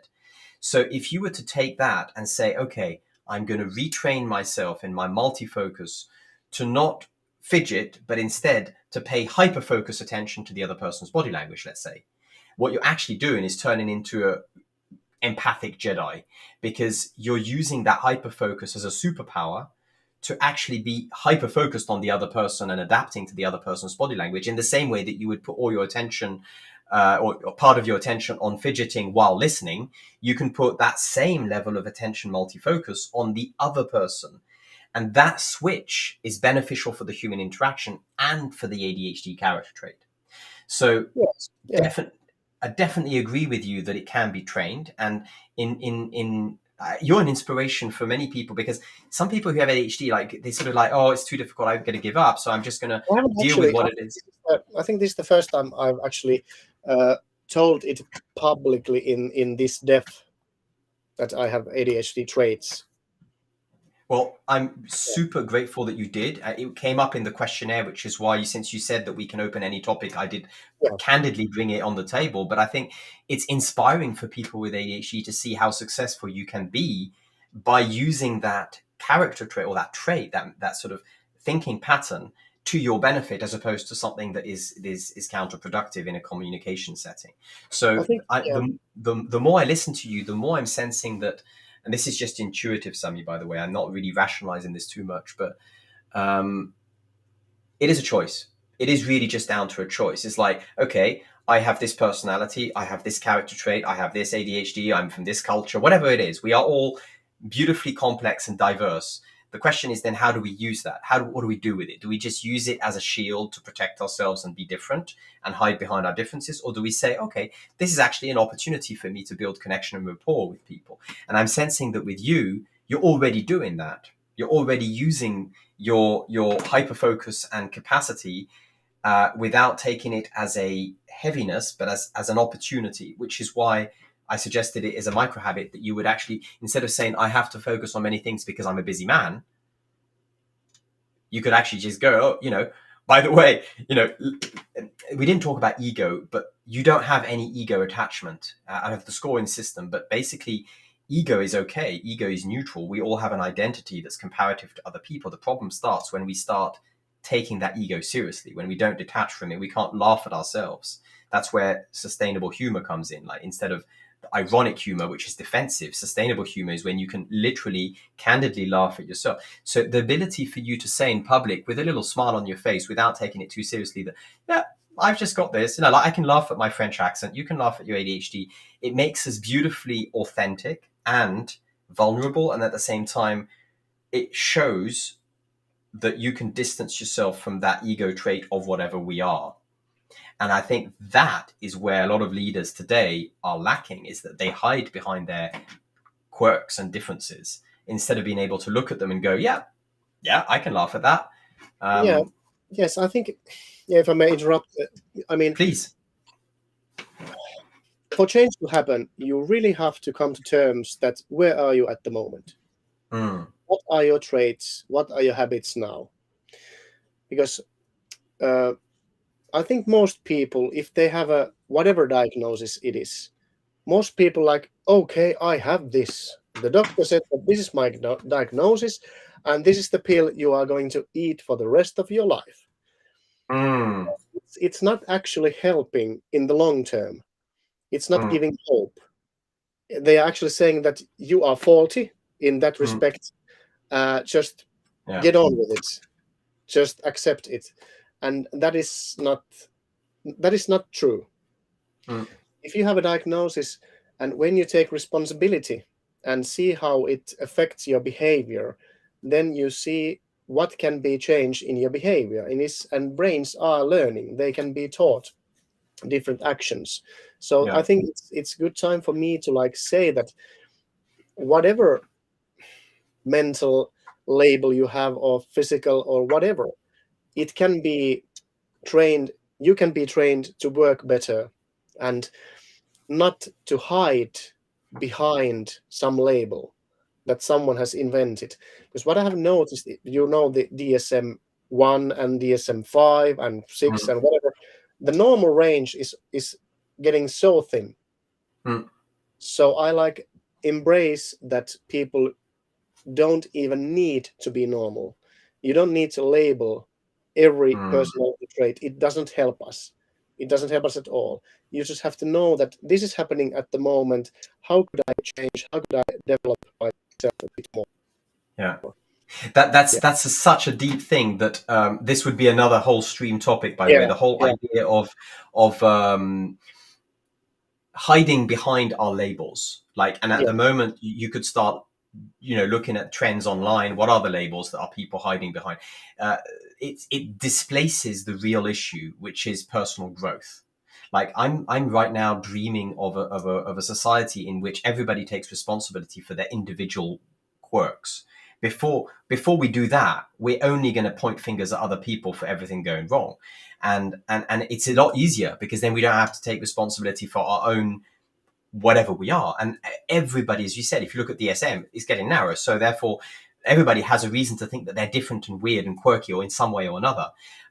Does that mean that it's difficult to change? I think the empowerment comes from understanding that we can actually social engineer our own behaviors if we choose to, when we do it consciously. And embrace the differences, embrace the quirks.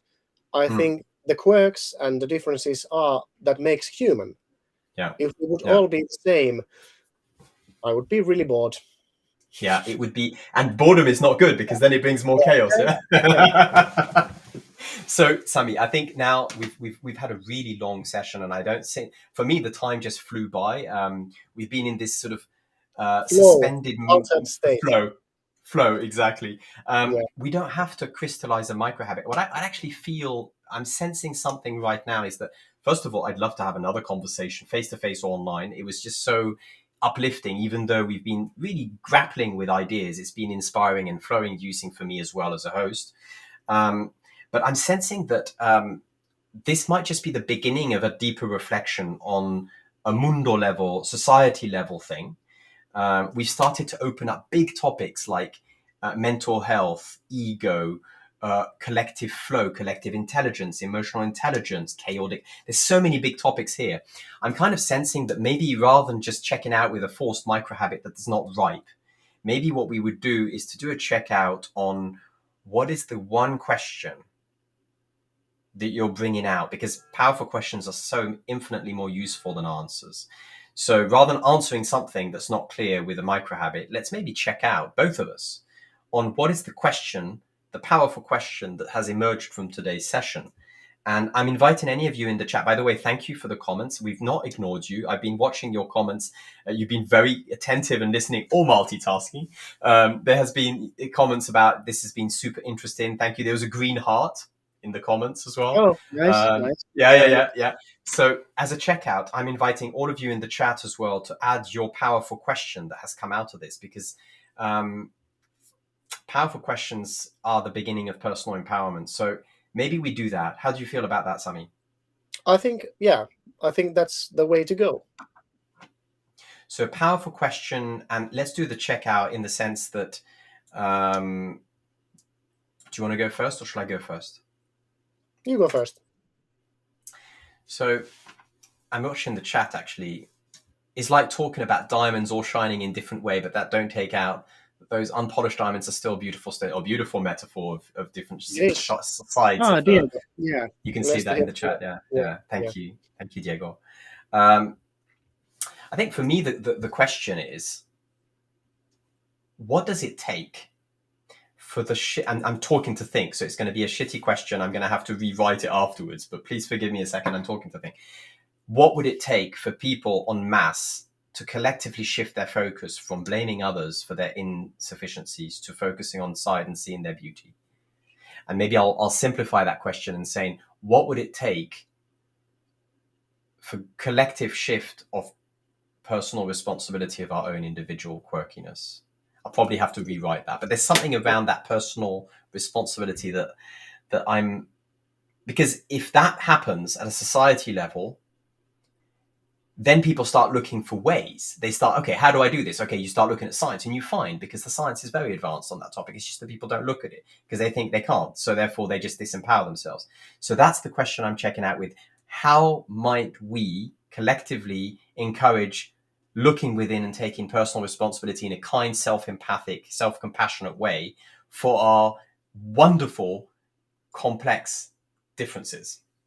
Big question. Wow. That's a big one. That's a big one. What, Yeah, really good. I'm not sure if this is a conversation, but let's just talk. hmm? I hope that people would understand the meaning of accepting oneself. How big an impact would it be that people would allow themselves to be who they are and still accept that they can evolve every single day? I mean, how big of an I think it's the same thing you said, but different wording.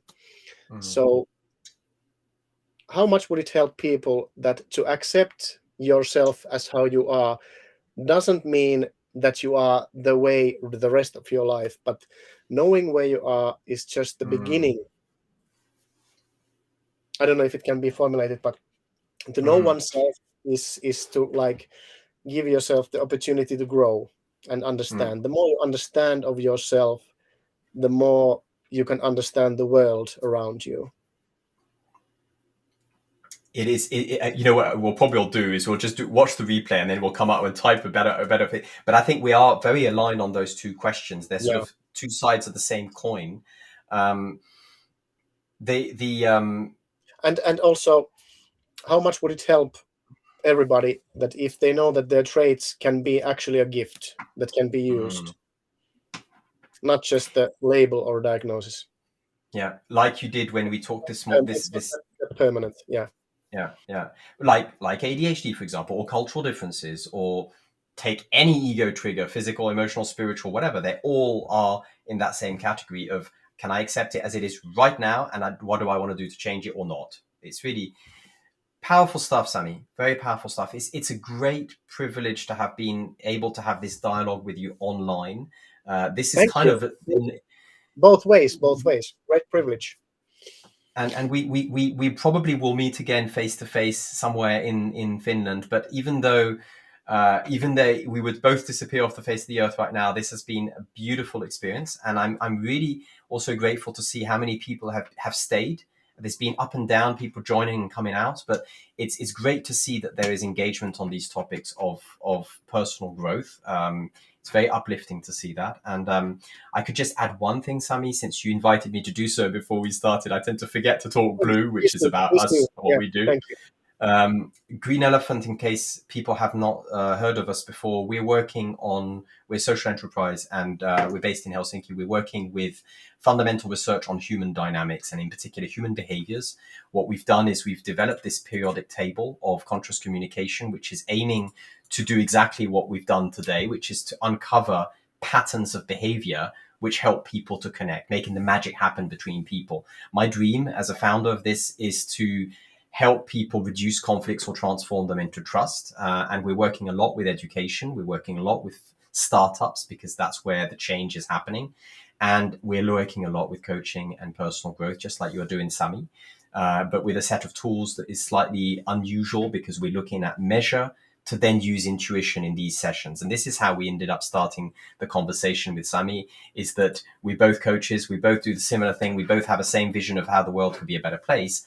and we both have different approaches. And so hopefully, if you found this useful, you might go and check us out and click that little subscribe button in YouTube so that we can get some impact in the world on bringing more awareness on conscious or metacognitive communication to particularly the younger generations. And Sami, is there anything that you'd like to add in terms of red actions or things that you'd like to invite people to do?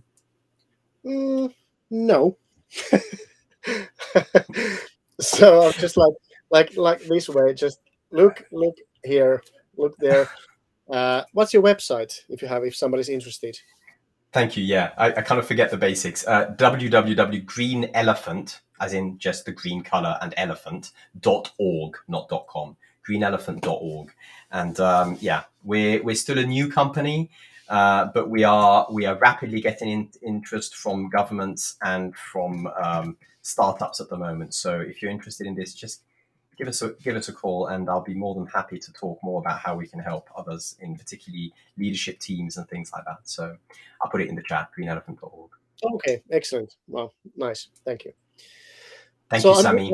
I'm really happy. I have nothing special to like advertise.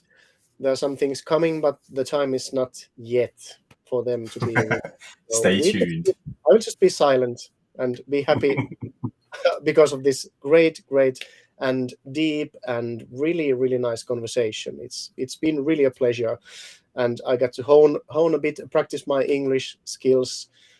It's getting there. Tomorrow is a better day, but I'm really happy. Give me a call anytime you want to practice your English. It'll be fun. I will. And you can give me a call if you want to practice your Finnish. Totta kai. Kiitos paljon. Kiitos.